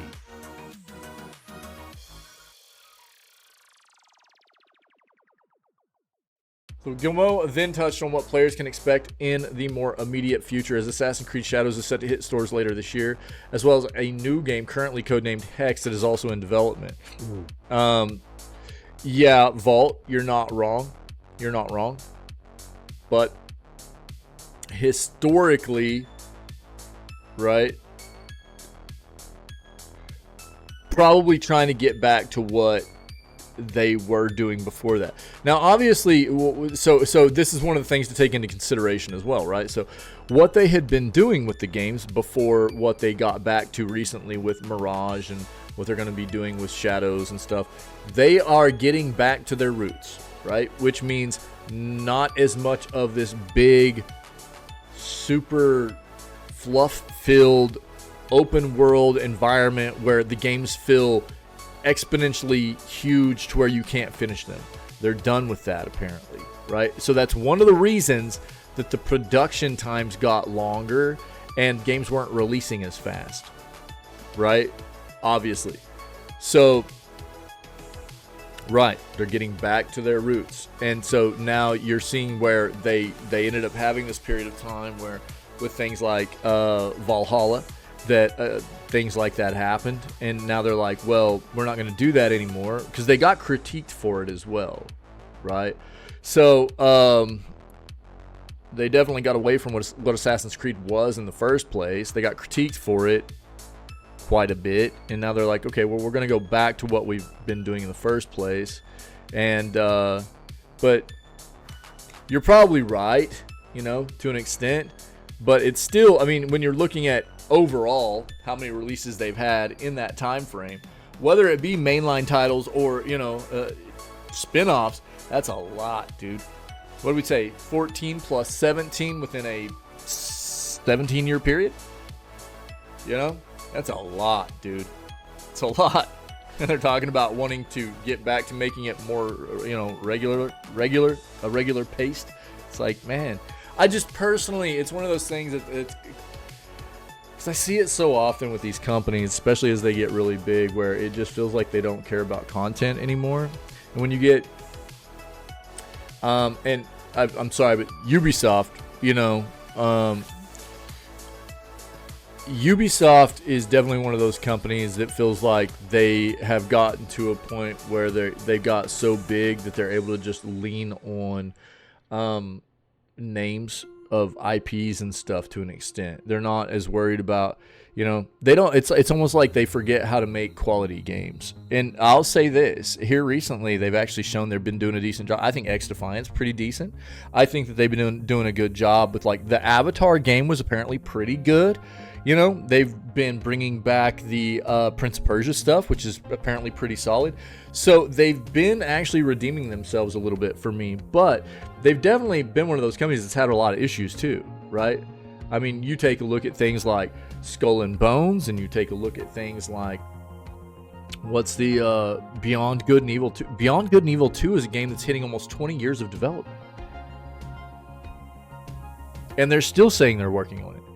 You know, and so there've been a lot of issues here for Ubi over the past 10 to 15 years too, of forgetting, I think, how to make games the right way. I think some of the recent trends are hopefully a sign that they're moving back into realizing how to do it. You know, platform the Avatar game is available on. I thought the Avatar. Now I'm not talking about like the Avatar Airbender stuff. I'm talking about Avatar from the movie adaptation. Let's be clear here. So the platforms that the Avatar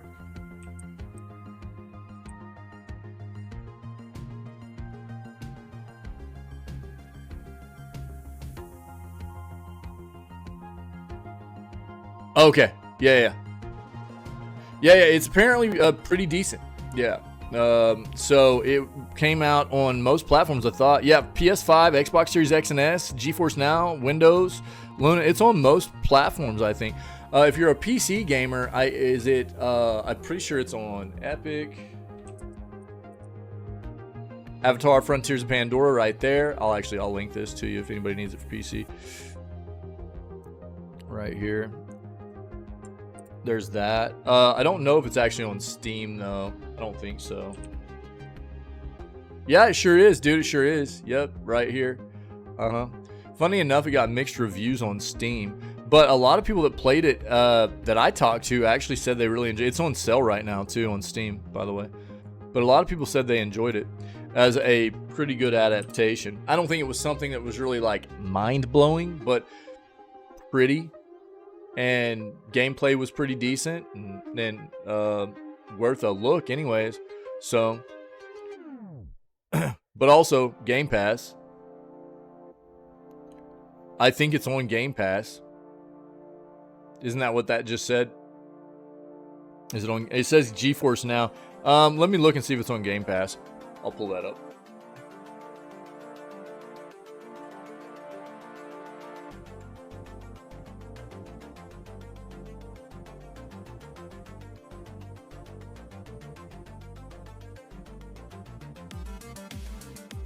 No, it is not. But it is on GeForce Now. It's on GeForce Now. It's just not on PS Plus or Game Pass right now. Now, this is probably why, because it's a newer Ubisoft game, right? And Ubisoft has their own subscription service also. So that's going to be probably one of those things. Now, obviously, Game Pass and Ubisoft have kind of they're in cahoots a little bit now because of the acquisition stuff that happened last year with Xbox or Microsoft buying Activision Blizzard and Ubisoft having to get involved with streaming rights so it could go through and everything like that. But a lot of their newer games are going to hit their own streaming service before they ever hit anything like Game Pass or PS Plus, right? So, but it's supposed to be pretty decent. It is. Again, I think one of the things that's just worrying for me about this kind of stuff is you always get these big companies that lean on titles that they almost feel like they forget how to make great quality games like they used to. And they get very, very reliant on leaning on these IPs that they know they have people just sold on. Whether it be Activision with Call of Duty, or because we all know how bad Modern Warfare 3 went over with fan base, right? Yeah, I figured it would be on Ubi Plus. Yeah, thanks, Vault. Yeah. Well, you know, I actually was expecting Far Cry, but Avatar, and a lot of what I heard is it didn't end up playing like that. I don't know. But a lot of what I read when the game released was that it wasn't as much Avatar Far Cry as people were expecting. So I don't know. That's just what I remember reading from reviews and stuff like that. Did you play it? I know Soup played it, and Soup really enjoyed it. A little? Okay. So that's what I was kind of expecting. That's what I was kind of telling people before it released. I was like, I'm just expecting it to be Far Cry with like a Avatar skin on it. And whenever I was reading reviews after it came out and everything, a lot of people were saying that it wasn't as much Far Cry as they were really expecting. So I don't know. But if you have some, you can elaborate on that front, then by all means, dude, fill us in. So, I don't know. It's just one of those things where I think Ubi has at least been headed in a better direction with a lot of their more recent releases. But they've shown us for quite a while now, too, that they've lost track for a while. And, I don't know. It's one of those things. This is a tough thing to hear where they're like, yeah, we're just going to try and keep pushing out Assassin's Creed more regular than we even were. When you see how many titles they were already pushing out over the past 17 years,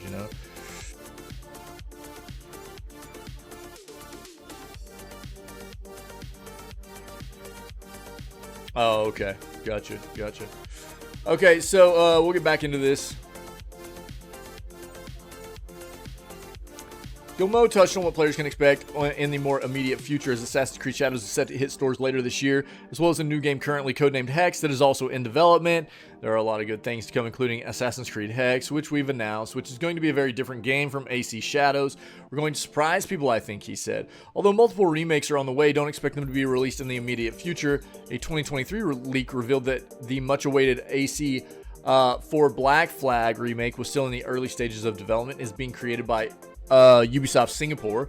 The studio has a long history with the series, often playing a support role in the development of titles, including AC Valhalla, Syndicate, and Origins.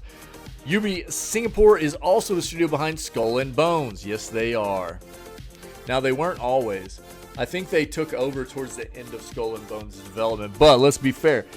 Skull and Bones' development was lengthy. We're talking like almost 10 years lengthy. Gilmo is also highlighted the potential that AI could have on the future of game development, noting that technology is evolving at such a pace that there are limitless possibilities for evolution, and how utilizing AI can enrich NPCs to be more intelligent, more interactive. I don't know, Vault. I don't know, bro. Dude, if somebody can figure that out and explain it to me, I would love to know why. But they all do it. They're all doing it out of order. Konami's doing it out of order with both Metal Gear and Silent Hill. Capcom's been doing it out of order with Resident Evil. It's like all of them are. You're right. Every single one of them. Now Assassin's Creed's being done out of order with the remakes. I mean, dude. Remastered Deception. Nice, bro. I mean, you tell me, dude. I've been wondering the same flipping thing, dude.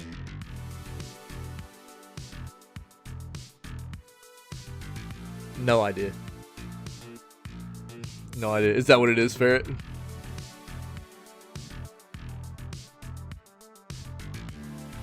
Yo, Game Pass is being added to Amazon's Fire TV. Article summary. I'm just going to get to the gritty here, dude. Xbox Game Pass to launch on Amazon Fire TV, offering cloud gaming access, hundreds of games, including Senua Saga, Hellblade 2, and more. Seamless play with a Bluetooth controller and Xbox Game Pass Ultimate. New players can join Game Pass Ultimate or play Fortnite without a membership. Service will kick in next month with the Xbox app available on the Fire TV 4K Max and Fire TV Stick 4K. All right. Here's how it works. Simply install and launch the Xbox app from your Fire TV device. Sign in with your Microsoft account to play. If you're a Game Pass Ultimate member, you'll have instant access to hundreds of cloud-enabled games.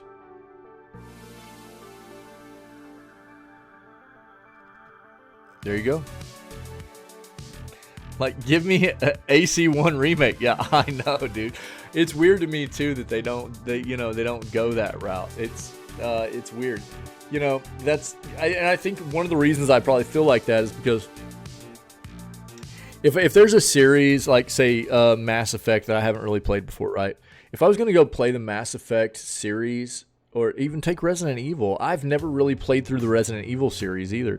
But if I was going to do it, I would want to go in order, right? And so if they're going to remake those games, I want to play those remakes in order, right? I don't want to start in the middle and work my way forwards and backwards and stuff. Like I want to go with the beginning and go through to the end, you know? That's the way I've always been about my gaming and stuff. And if it feels weird to me too, Vault, I don't understand it. Yeah.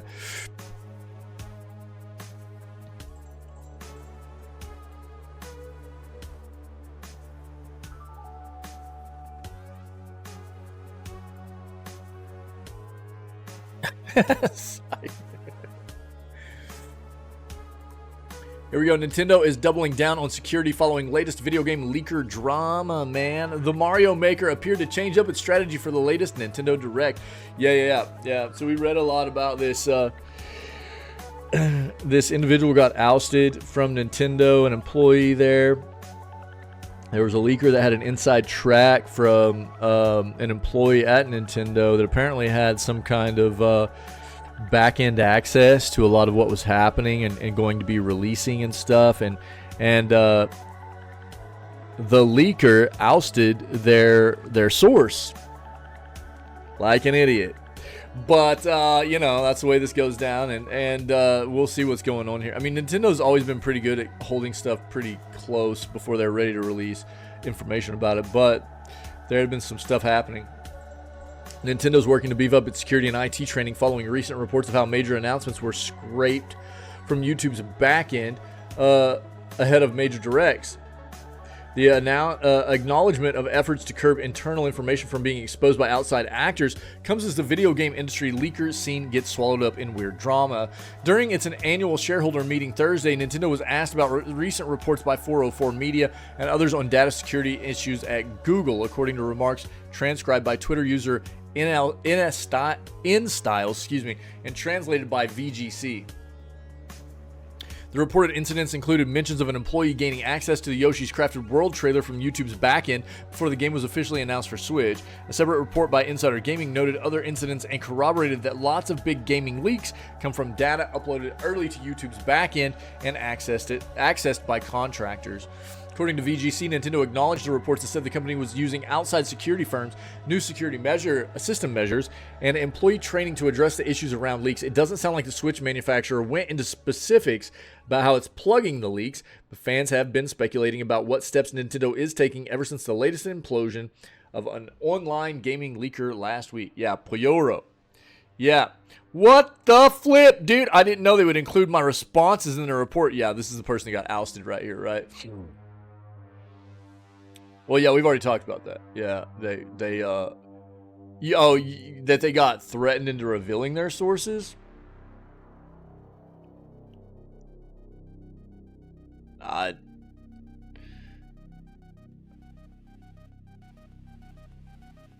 don't know how a threat on this front would really, unless I don't know.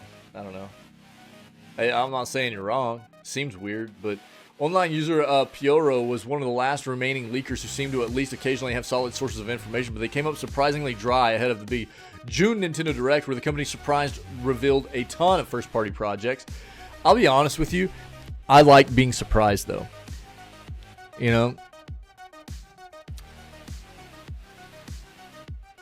I like being surprised about a lot of this stuff. I don't necessarily like hearing about a lot of it, and I talk about this a lot. I'm not all about the whole, you know,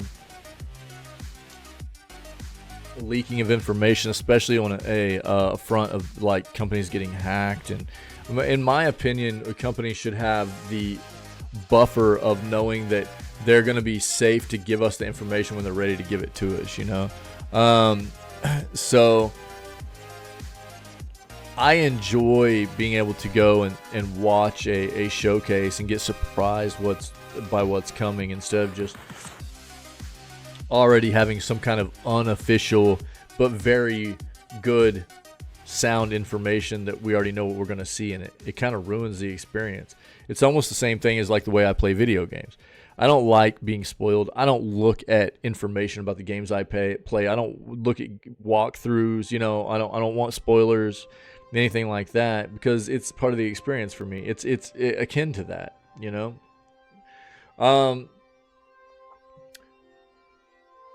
So the big June Nintendo Direct, where they came up surprisingly dry, the company's surprise revealed a ton of first-party projects, including a brand new Mario and Luigi RPG and a top-down The Legend of Zelda, starring for the first time a playable Princess Zelda. The news dump contradicted Pioro's vague expectation setting ahead of time and seemed to expose them as out of information.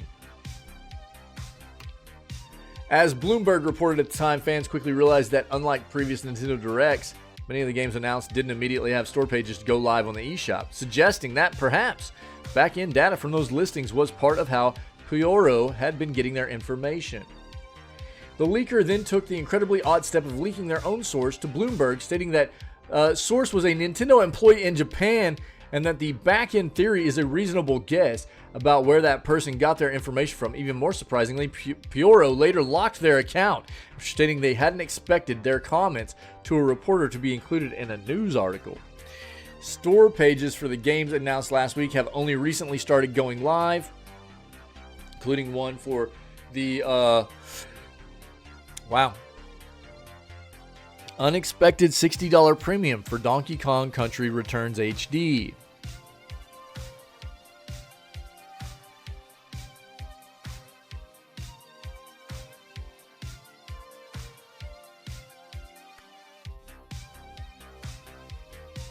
Okay, yeah.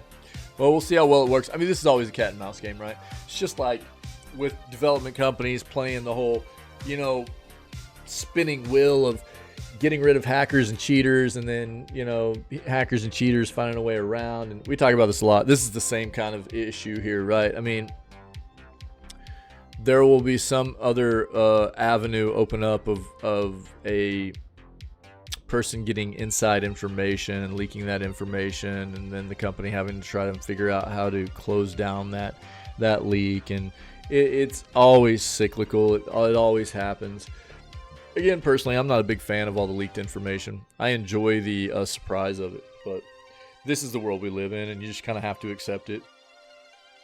Players won't see every dungeon in Metaphor ReFantazio. JRPG offers a lot more freedom. So, if you don't know what Metaphor is, this is a game being developed by the same creators of the Persona games, right? Sounds like the upcoming Metaphor ReFantazio will be quite the departure from recent Atlas efforts like Persona 5 or SMTV Vengeance. Game director Katsura Hashino suggests there is a lot more freedom, that's a quote, in his high fantasy undertaking. While the central story is set in stone, how players decide to spend their limited in-game time means tough decisions will have to be made meaning they won't see everything the game has to offer in a single playthrough. Speaking to GameSpot, Hoshino describes the situation, likening the experience to going on a holiday. Imagine if you go on vacation, you go to a city and have 10 places listed on your travel log. Some might take 2 days to enjoy, while others take half a day. Some might require a guide or more preparations, other might be safer. But you can't do it all. In this game, you'll travel a lot. When you get to your destinations, you'll have a choice of multiple dungeons you can do. All of these dungeons have different difficulty levels, so it's up to you to choose how to spend your time. In this way, there's a lot more freedom. Interesting. I enjoy, I'll say this is one of the things that's kind of been a turnoff for me about hearing about what Avowed's going to be, because traditionally the Pillars of Eternity games are games that are kind of wide open as far as things that you can miss. I mean, obviously there's a base storyline to it and stuff, but there's also a lot that can be depending on how good you are, or how devoted you are, I guess, even at exploring and taking your time to really flesh out scenes and areas and dialogue and things like that.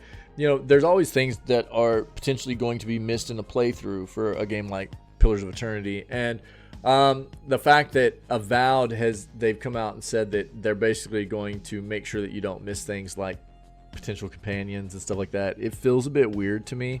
I enjoy games that make you kind of know that you're not going to be able to see and do absolutely everything the game has to offer. Potentially, it's one of those things I think is intriguing about. Not only does it give, I think, people more of a notion, if they really enjoyed the game, to play it again and try and play the game in a different way to receive a different kind of experience, but I'm just one of those game players too, where I don't need to know that I'm going to get everything. I play games fairly slow, and I'm fairly diligent about the way I play my games, because I play in a completionist kind of play style most of the time, where I'm taking my time, trying to experience things the best I can, search out things pretty thoroughly, but I'm okay with the fact that I'm going to miss stuff too. You know, that's okay for me, because it for me, that's part of the experience, you know. Only master mode on release. That's right, Cash. So for me, this is one of those kinds of notions about gaming as a whole that I'm okay with, and I find this quite intriguing actually for a gameplay experience, where I know there are a lot of other people on the opposite side of the spectrum there, where they feel like they need to get everything and see everything in a playthrough, and that's why they will do things like follow a guide, or, you know, a walkthrough or whatever, to ensure that they don't miss anything, you know, because it drives them nuts. But again, for me, this is something that I find to be quite interesting. What's up, Cash? How you doing, buddy? Amazon Prime is giving away 15 PC games for free, including one of the best Star Wars titles ever made. We've kind of touched on this already, but let me rehash this for people's real quick. I'll give you the list. Of the 15 free, there are 4 available now, which are Deceive Inc., Tearstone Thieves of the Heart, The Invisible Hand, and Call of Juarez. Wait. Oh no, these are all available now. Forager, Card Shark, Heaven Dust 2, and Solstice. Available on July 3rd will be Wall World, Hitman Absolution, and Call of Juarez Bound in Blood. Free PC games starting on July 11th will be TMNT Shredder's Revenge, Star Wars Knights of the Old Republic 2, The Sith Lords, Alex Kidd and Miracle World DX, Samurai Bringer. Alright, so if you are an Amazon Prime subscriber, that means you are an Amazon Prime Gaming accessible member as well, and you can get all these games for free as they become available. Okay, I'll give you this as a list. We're about to cover some stuff about like Him One Kick and everything in just a moment, which might be part of what you're talking about. I don't know. We'll discuss it in a moment. Hold those thoughts, Cash. Hold those thoughts. We've already talked a little bit this morning, but give me a second and we'll talk about this other article I have up regarding it. Yeah, 1 second. Let's look at this. Thank you, Soup, for this article. I appreciate it, buddy. Star Wars Bounty Hunter Remaster coming in August, and fans are more than a little nervous after the disastrous Battlefront Classic Collection. Yeah, unfortunately, what we already know is this is being done by Aspire, and Aspire is quite atrocious at doing these kinds of remasters.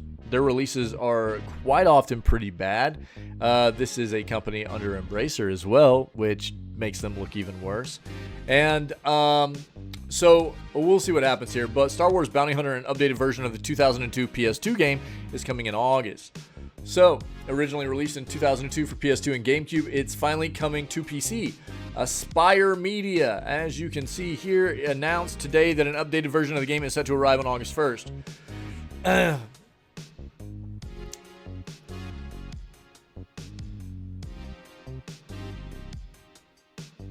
Let's get to the meat.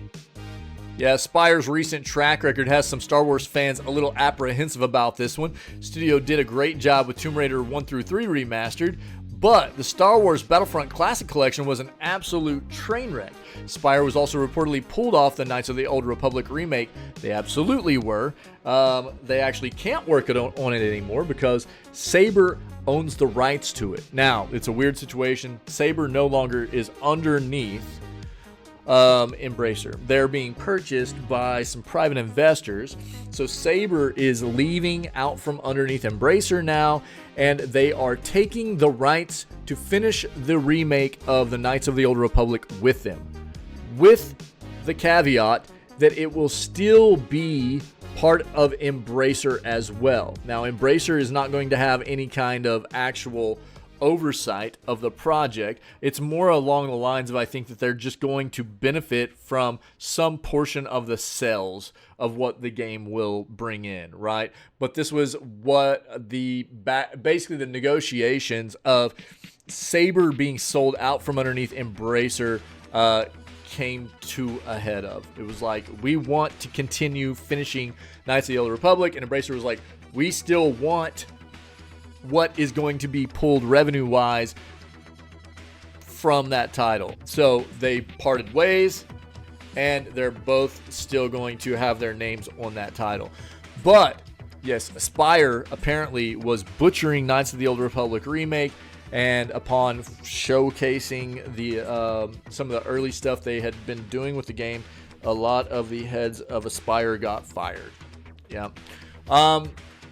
But like I was saying, Aspire was reportedly, but in fact, pulled off of Knights of the Old Republic remake in 2022 after showing off a vertical slice demo to Lucasfilm and Sony executives that, to put it mildly, did not go well. Which side of that divide Star Wars Bounty Hunter comes down on remains to be seen, but we'll find out soon enough. Set to launch on August 1st and will be available for PC on Steam. We'll see how this goes. I'll link this if you want to watch the trailer. Hopefully this will be more along the lines of something like the Tomb Raider remaster and not the other, man. So we'll see. We'll see. But appreciate this, Soup. Thanks, buddy. Here we go. We've got we're going to be playing a little bit of Zenless Zone Zero on release. So Soup hooked us up with an announcement here. Zenless Zone Zero's pre-release special program. Let's see what we got here. This is 27 minutes long. We're not watching this right now. Here's what I will do, though. I will turn this on for a break in between the news and starting to play Ghost of Tsushima this morning so everybody can watch it while we do a break. And I'll link it to you now so you can take a look at it. But this is very long, and I'm not going to sit here for 27 minutes watching this during our news segment. All right, so there it is. It's linked, and you can take a look at it. I will also be posting the link to this in our video gaming news channel of the Discord, so everybody can take a look, okay? Now, last and absolutely not least, let's keep talking about the disrespect. All right. And Cash, like I said, if you've got some other information we're not going to be touching on right now that we haven't already discussed, and I'm sure that we're going to be rehashing everything that we've been talking about from, you know, the onset of this situation earlier in the week until now, by all means, man, fill me in, you know. But I saw this article this morning, and I was like, I am really hopeful that Kick staff are saying that they would not allow him on. You know, this is my hope, and I'm just gonna preface this article with, that's what I am hoping, that's what I am really expecting them to say. And okay, I'll pull that up. Yeah, thanks, dude. Yeah, let me see. Cool, thanks. And so we'll take a look at that one as well, buddy. Thank you. And again, for anybody that's not in the know about this situation, it's TLDR, a very high-profile content creator and streamer in Dr. Disrespect that obviously has had a quite tumultuous existence on numerous platforms with some different things that have happened. And about 2 years ago, he got banned off of Twitch's platform, which is not an easy thing to do as a high-profile streamer. Yeah, you have to do something that is fairly bold and outrageous to get banned off the platform permanently, which happened. And unfortunately, nobody could find out what really went down. Twitch's lips were sealed. The doc wasn't talking about it.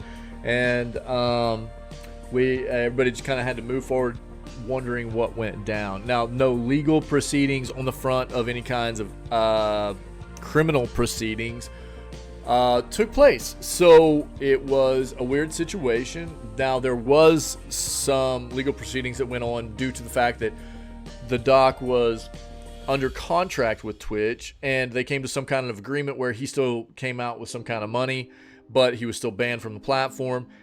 Again, but nothing legal wise was done and pursued against this individual himself.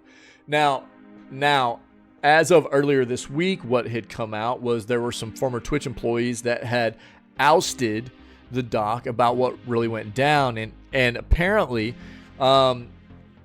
what we're finding out is that this individual was involved in some very inappropriate communication through Twitch's platform, in a text communication, I think is basically what it was, regarding an underage individual, a minor, and even to the extent of potentially trying to set up a meetup with this individual at a TwitchCon event.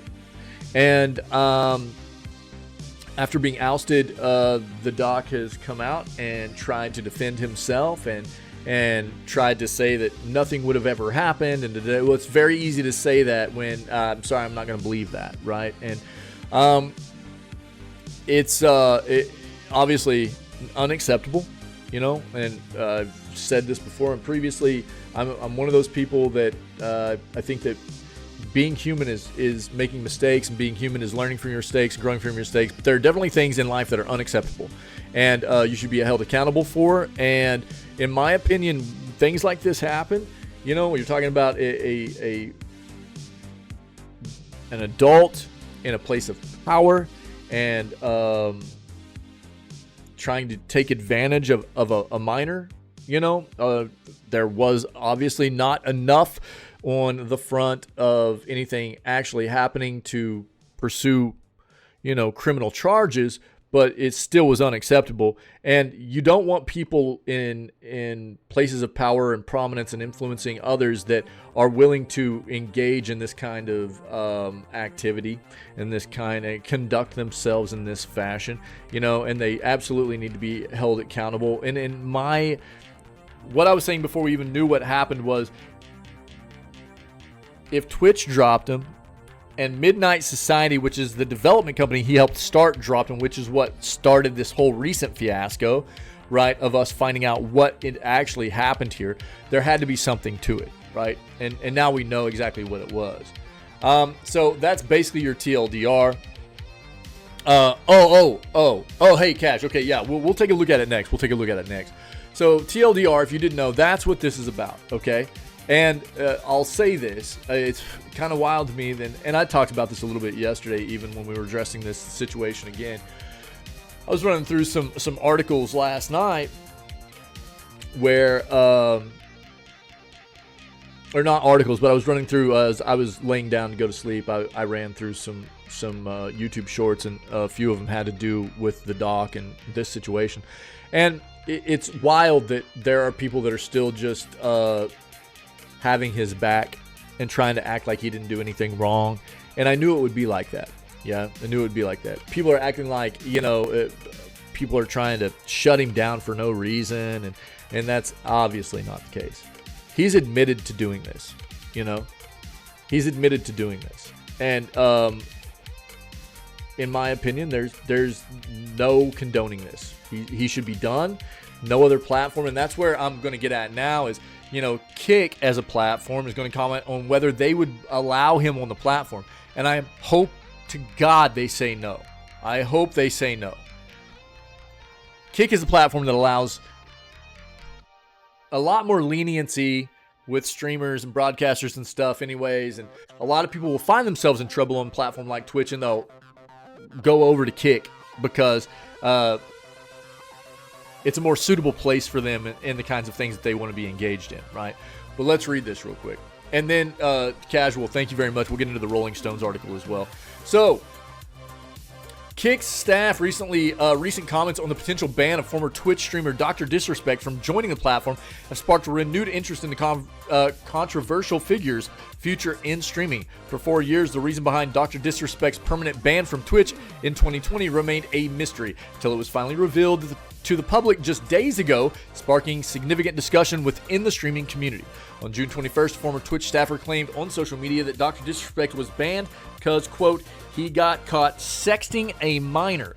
Dr. Disrespect initially denied any wrongdoing in a promptly issued response, but later admitted that his Twitch ban was due to him messaging an individual minor in inappropriate ways. Since this revelation, the streamer has faced significant criticism from fellow streamers like Tim the Tatman and Nick Merckx, who have expressed their disappointment in his behavior.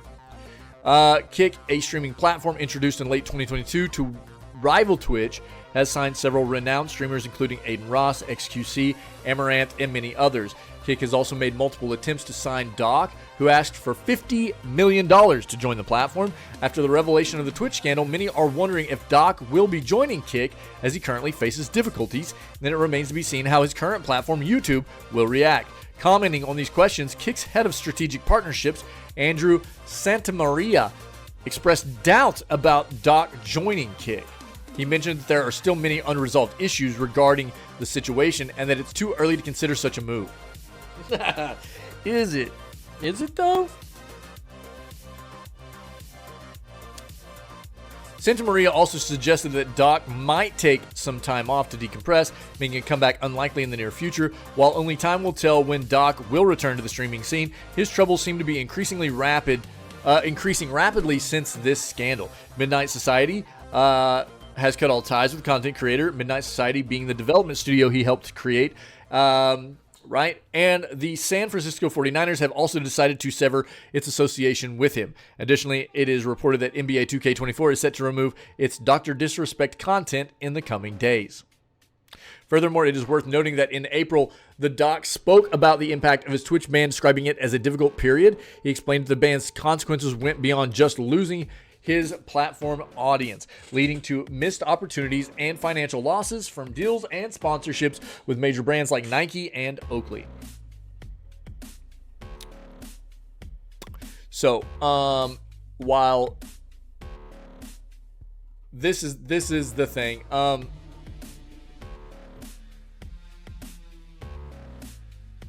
It sounds like they're keeping the door open here for a conversation about bringing him in potentially, because if you notice what this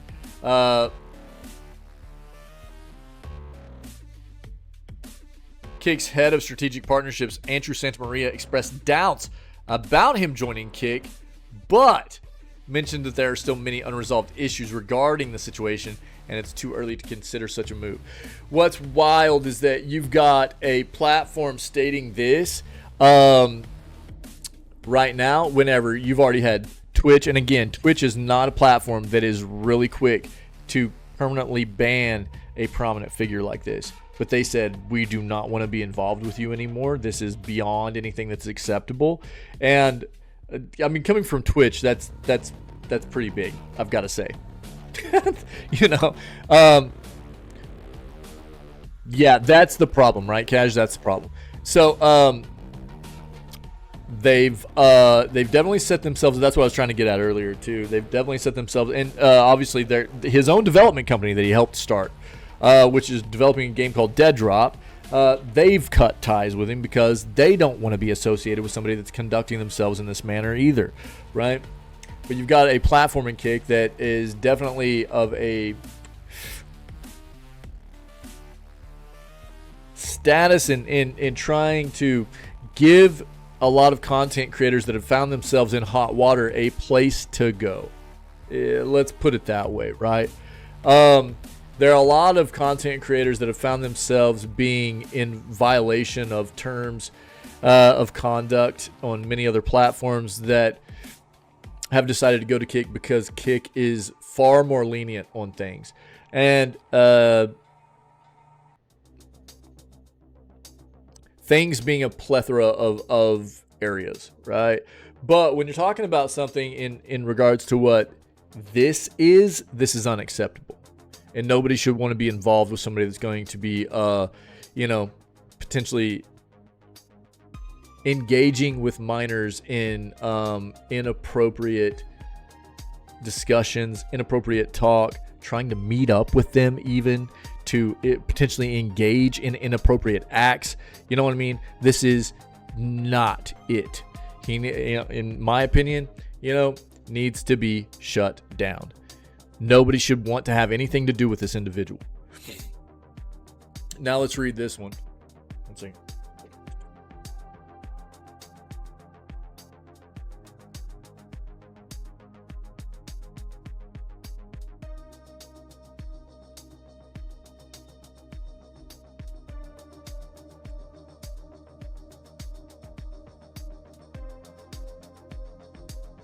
All right.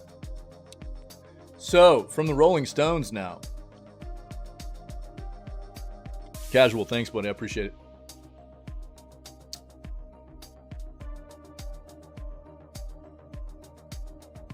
Dr. Disrespect knowingly sent explicit messages to a minor, former Twitch employee says. Banned from the platform in 2020 over inappropriate text to an underage girl, the streamer continues to insist he did nothing wrong. Yeah.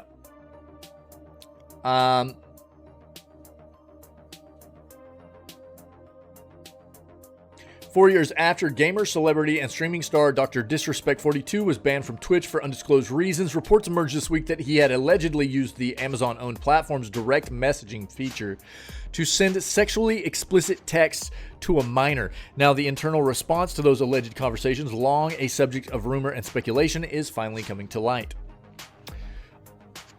You would hope.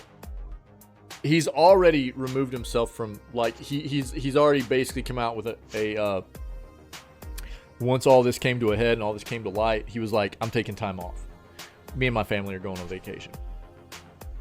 You know, he's not, you know, so we'll see what happens. But again, you know, obviously with what we just read in this Kick article, you know, they're not totally closing the door on bringing him in.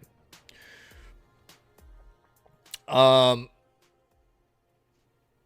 least not right now. In June of 2020, there was a hashtag #MeToo. Dude, I can't believe that nobody, whenever this became a trend, nobody saw that the hashtag is actually referred to as a pound sign. You know?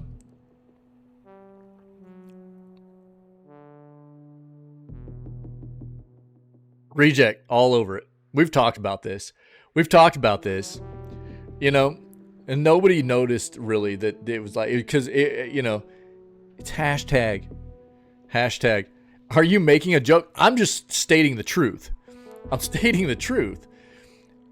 hashtag is initially referred to as a pound sign. You know what I mean? And then this is what they wanted to make into a popularize a movement about, you know, people being, you know, recognized as you know, Number sign? Well, I mean, the way I always grew up with it was a pound sign. For like phones and stuff like that, it was always pound sign. And obviously, as you know, time has moved on, it turned into a hashtag as, you know, social media and everything started using the term hashtag, but a lot of people know that as pound sign. Tic-tac-toe Me Too movement. It's just wild to me, like that the way that if people do know that as a pound sign, that's the way that comes off, right? I'm just saying, I can't help but see that all the time, because yeah. Anyways, press the pound. Yeah, exactly. Thank you, Reject. Yeah, you're exactly right. Yeah, it would. In June of 2020, there was a hashtag #MeToo reckoning within the gaming community, with dozens in the industry leveling more than 70 allegations of sexual misconduct and assault against high-profile streamers, esports broadcasters, and game developers. Twitch responded to the outcry on June 21st, 2020, promising to take strong and immediate action on credible allegations against their creators. "We take accusations of sexual harassment and misconduct extremely seriously," the company said in a statement. "We are actively looking into the accounts concerning streamers affiliated with Twitch and will work with law enforcement where applicable." Guy Beam, aka Dr. Disrespect, a flamboyant game personality and one of the most popular creators on Twitch with 4 million followers at the time, was permanently banned from the platform 5 days later. Renowned for playing battle royale shoot-'em-up games in character as a kind of alpha jock sporting a thick mustache and mullet wig, he had signed a major multi-year deal with the company that March. Commenting on his lifetime suspension, Twitch would only confirm that he had violated community guidelines. This is all we would get out of him. Soon after, Discord cut him loose from their partnership program, reserved for the most active and popular server communities. BM went on to sue Twitch over financial losses and reputational damages and settled with the company in 2022. Neither party admitted to doing any wrongdoing, and the details of this legal agreement remain unclear. Meanwhile, the cause for the ban remained a mystery, prompting years of innuendo, conspiracy theories, and questions about why neither Twitch nor gaming journalists had been able to reveal the nature of Beam's violation. Full disclosure, the primary author of this article, Rod Breslau, first learned the reason for Beam's ban from credible sources in June of 2020, but chose not to report on it due to the extreme sensitivity of the topic. Yeah, something that people have to always take into consideration, and Cash and I were talking about this yesterday. The minor in this situation is always going to, at the utmost level, going to try and be protected, right? It's a very sensitive situation, and not even as much for the individual engaged in the wrongdoing, but the minor involved, you know? The gossip reached a fever pitch on Friday when former Twitch employee Cody Connors, without naming BM, tweeted out what many interpreted as an explanation of why he'd been banned. Beam denied any wrongdoing in a tweet the following day. Quote, "I didn't do anything wrong. All this has been probed and settled. Nothing illegal. No wrongdoing was found."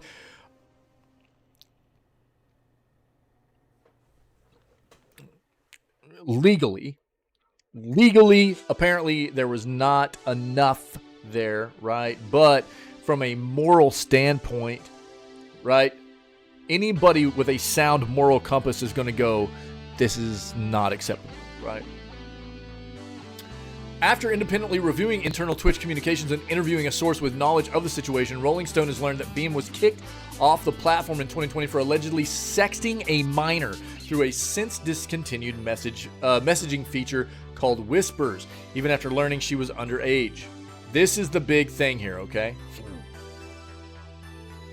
Especially. Now, people have to always be understanding of the fact that if you are engaging in some kind of potential relationship situation with anybody that seems to like they might be young-ish, you need to confirm age, right? Yeah, he clarified that more. He and Twitch did not discuss, and the NDA was to protect the victim. Yeah, thanks, Cash. Yeah. So this is something that people need to be very aware of, and in order to protect yourself, you should always be making sure, what's up, True, that you are protecting yourself by finding out people's age. Making sure that people are of consenting age to be engaging in adult situations, you know, consensual adult situations, stuff like that. But apparently, even after learning that this other individual was underage, he continued to engage in this conduct, which is absolutely disgusting behavior and unacceptable, okay? He also allegedly inquired about her plans to attend TwitchCon, the company's semi-annual gaming convention. So obviously was trying to see if there was a way for them to meet up, right? On Monday, Beam was fired from Midnight Society, the gaming studio he co-founded, which said it had investigated the allegation against him after learning of it the night of Connor's cryptic tweet. The company did not reply to a request for comment. Then on Tuesday, reporting from The Verge's Ash Parrish and Bloomberg's Cecilia D'Anastasio matched the details of Beam's case to Connors' account. 3 sources confirmed to Bloomberg that Beam had been kicked off the site for sending direct messages to a minor that included sexually graphic details. 2 of those sources confirmed that Beam had asked her about plans for the upcoming TwitchCon. Beam, who did not reply to a request for comment on this story, once again took to Twitter to defend himself, this time with a longer statement in which he admitted to having mutual conversations with a minor that sometimes leaned too much into direction of being inappropriate. The tweet's edit history shows that Beam had edited the tweet after posting it to remove the word minor, replacing it with individual, though once readers noticed this change, the word minor reappeared. Nothing illegal happened. No pictures were shared. No crimes were... This is a quote. No crimes were committed. I never even met the individual, Beam claimed. I went through a lengthy arbitration regarding a civil dispute with Twitch, and that case was resolved by a settlement. But trust me when I say this, to all my haters that live and breathe social media with zero real-life experience, I don't give a flip about you. They want me to disappear. Yeah, right. And he did not respond to the Rolling Stones request for comment. The Twitch ban. Hello, I'd like to make a quick statement. This is from the doc as well. Let's cut the BS. As you know, there's no filter with me. I've always been upfront and real with you guys on anything that I can be upfront about, and I'm always willing to accept responsibility, which, yeah, or not, really. You know, or not. You really weren't upfront about this at all. You know what I mean? Come on, dude. A former Twitch trust and safety employee who worked for the platform at the time Beam was banned and has direct knowledge of the matter confirmed to Rolling Stone that Beam continued to send sexually graphic messages to a minor he knew to be underage. This former employee, who requested anonymity to avoid jeopardizing their career, also said that crucial elements of Beam's latest defensive tweet are inaccurate. I recall that Dr. Disrespect was made aware by the individual that they were underage during the conversation, after which he indicated that this was no problem and continued on. The former employee says there was no confusion. Messages sent after this was acknowledged were no less graphic and in sexually explicit nature than before, and I think more than the categorization of leaning too much in the direction of being inappropriate might indicate. The ex-Twitch employee has also provided Rolling Stone a more detailed account of internal conversations at Twitch following the report of Beam's messages and his subsequent ban. They say the details of the case are coming out because of Connors' explosive tweet last week. Yo, shout out to this person, Cody Connors. Shout out to Cody Connors.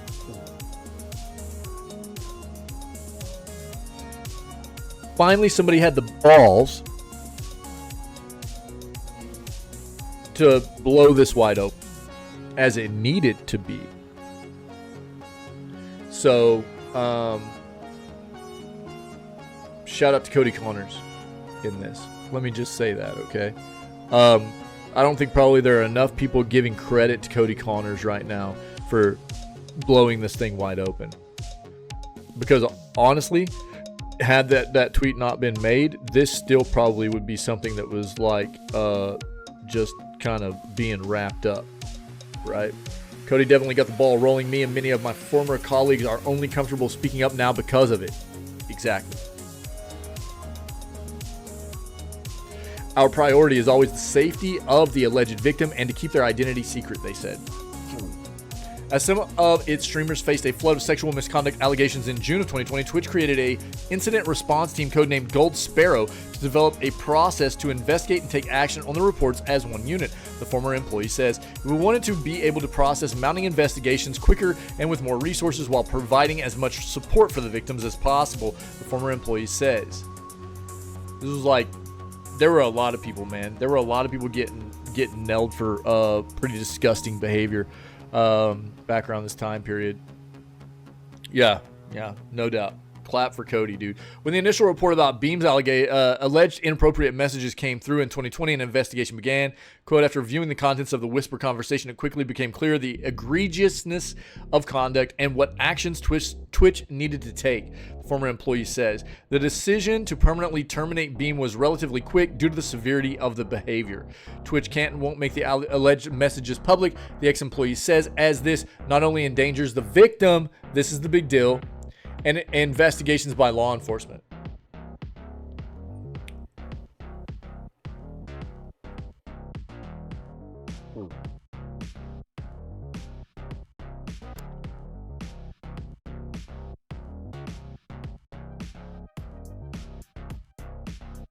Yeah, following his initial ban from Twitch, the doc stayed away but announced a return to streaming on YouTube in August of 2020. While he was free to use both that platform and Facebook gaming, neither offered him exclusive partnerships or contracts, right? His lack of a streaming contract was notable for a celebrity in the industry at a time when other streamers like Valkyrie, Ludwig, and Tim the Tatman were signing seven-figure multi-year deals. Well, he had his and he screwed it up, right, with Twitch. YouTube's former global head of gaming partnerships at Google, Ryan Watt, confirmed to Rolling Stone that Beam was not offered a contract due to chatter about the circumstances of his Twitch ban. So I would assume that there were some people at YouTube that had a little bit of some inside knowledge because of their affiliation with some of the heads at Twitch, and they had some inside knowledge about what might have gone down here, and that's why they were like, yeah, we're not gonna be doing a contract, right? Doc, for real? Yeah, I mean, he was close to that for sure. Again, I think it's one of those situations legally he was able to avoid any kind of ramifications, but for a lot of us, you know, that have good moral compasses, we see through this, right? He says that a Twitch employee and journalist investigating the incident told YouTube employees right there that it involved inappropriate messages to a minor. Yeah. Quote, the unfortunate part of all of it was that there were so many rumors circulating in the industry. One that a minor was involved, he says, but no one produced firsthand knowledge or evidence. And because of those rumors, there was no reason to entertain doing any deal with the doc. And no evidence produced means that you can't act on a terms of service violation. The whole situation got even more confusing when Twitch settled and effectively said no wrongdoing. Yeah, that was weird, which made everyone in the industry dismiss the rumors, but even still, there was never a reason to do a deal with him after that ban. Spokesperson for CAA, Beam's talent agency since signing in 2019, tells Rolling Stone he's no longer a client, hasn't been for some time. Several high-profile streamers, including Kai Cenat, Kodmiko, and Valkyrie, have condemned Beam in recent days, as they should.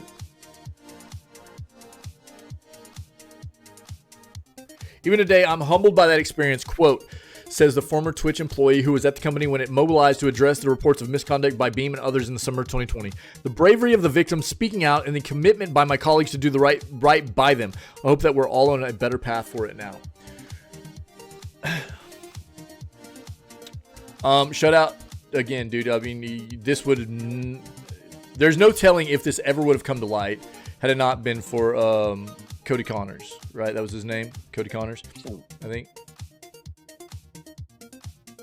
Let's make sure here. Yeah, Cody Connors, dude. So big shout out to Cody. Not that other people weren't trying to expose it, but it was definitely that tweet here at the end of the last week, beginning of this week that really kind of busted this thing wide open, you know. Rumor that criminal investigation actually is not over, but nothing concrete. Interesting. Yeah, it's interesting. Well, we'll see what happens. I mean, we're going to continue to follow this. I think that again, the unfortunate thing about what happens with people, and dude, you see it in all walks of life and all avenues of business, and dude, we've been seeing it in the entertainment industry forever now, right? Whether you're talking about movies, you know, TV. I mean, how much of it have we seen here recently with the Weinstein stuff, all the Nickelodeon stuff that's been coming out, you know, all the stuff that we've been hearing about, all these child stars, you know, in Hollywood forever now, right? And you know, that the disgusting stuff that you know is going on. And look, I mean, this is entertainment too. This is entertainment too. And you get these people in positions of power that feel like they're untouchable or whatever, that they can do whatever they want. And this is why we need people of substance. You know, we need to be raising people up that are people of substance, that have great ethical and moral codes behind them. They're going to take care of people and not take advantage of people. You see this happen all the time. It's viral. You know what I mean? It really is. It's like a poison. It's toxic, and it spreads like wildfire, man.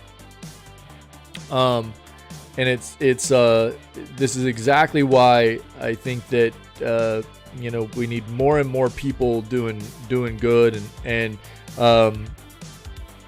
raise, you know, trying to make sure that the people that we are supporting in these positions of power and notoriety and stuff are people that you know, we're pretty sure we can trust to be good people and take care of others and do the right things, you know, because this is just unacceptable behavior, and the doc needs to be canceled. You know, I'm not one of those like cancel culture kind of people or whatever, but this is not acceptable behavior. It's just not, you know. And again, I'll go back to what I said before. People, by proxy, we're flawed. Every single one of us are flawed. There's no way around it. We all make mistakes. We all make mistakes, but there's a difference between making mistakes that people can, you know, understand is a learning process and something that should make you a better person, and things that are unacceptable behavior that don't deserve you to be, you know, just automatically forgiven for or whatever, you know what I mean? And things like this are not things that you know, people deserve to be just overlooked and go, oh well, you know, here's a little slap on the wrist, don't do that again. You know, that's not what this is. This is something entirely different.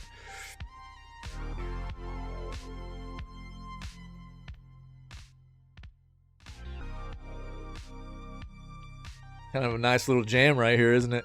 Yo, Cash, I appreciate it. And shout out to Soup as well. Thank you guys for the articles this morning. And yeah, you know what we're going to do now, baby. We're going to go play games. We're going to go play some more of the DLC content of Ghost of Tsushima today, guys. And we'll talk a little bit more about what's coming up in the near future for us gaming. Obviously, we've got some Zenless Zone Zero starting very soon. We got some, what is it? The Sons of the Forest playthrough that's going to be starting soon. Looks like we're doing some, what is this game, dude? I keep forgetting the name of it right now. The Chained Together game. Looks like Pinky and I will be playing some of that. Potentially, maybe one or two other community members. We'll see. There's a lot going on, man, and we're going to have a lot of fun. Yeah, this is what we do. And I don't know. Appreciate you guys being here and helping to stay current on what's happening in the industry, and you know, just always trying to help push for a better place for all of us as gaming enthusiasts. You know, that's what this is about. A better place for us as gaming enthusiasts and consumers of these products and things like that, and making change for the better all the way around for what we do as video gamers. You know, we have always been chained together basically since I started streaming. Yeah, there's a number of us, dude. There's a number of us for sure. But Pinky and I do play a lot of games together. But that's what we're gonna do now. We're gonna go play some Ghost of Tsushima, and we're gonna have some fun with it. So if anybody's been hanging out, you're not familiar with what the jam is around here, this is what we do. 6 days a week, every day but Wednesday, we're live from 6 a.m. CST CDT, that's 7 a.m. Eastern or 4 a.m. Pacific. Starting off with video gaming news. We kind of flesh out what's going on in the industry day in and day out, stay current, promote a healthier place for all of us as consumers and gaming enthusiasts. Then we move on and play games for the rest of the day, as we're about to do. And we're always looking for more cool people to be a part of what we do when we're doing it, man. We've got an amazing community full of awesome people. And it's just about keeping each other up day in and day out, lifting each other up, creating awesome friendships, spread good vibes, and enjoying video games together. So if you can dig that, come be a part of it, man. Other than that, stay healthy, stay safe, be kind. Happy Friday. I'm going to run us our outro video real quick to sum up this news segment. But as soon as it's over, I'll be right back up here, and we will start getting ready to play games. All right? I'll see you in 1 second.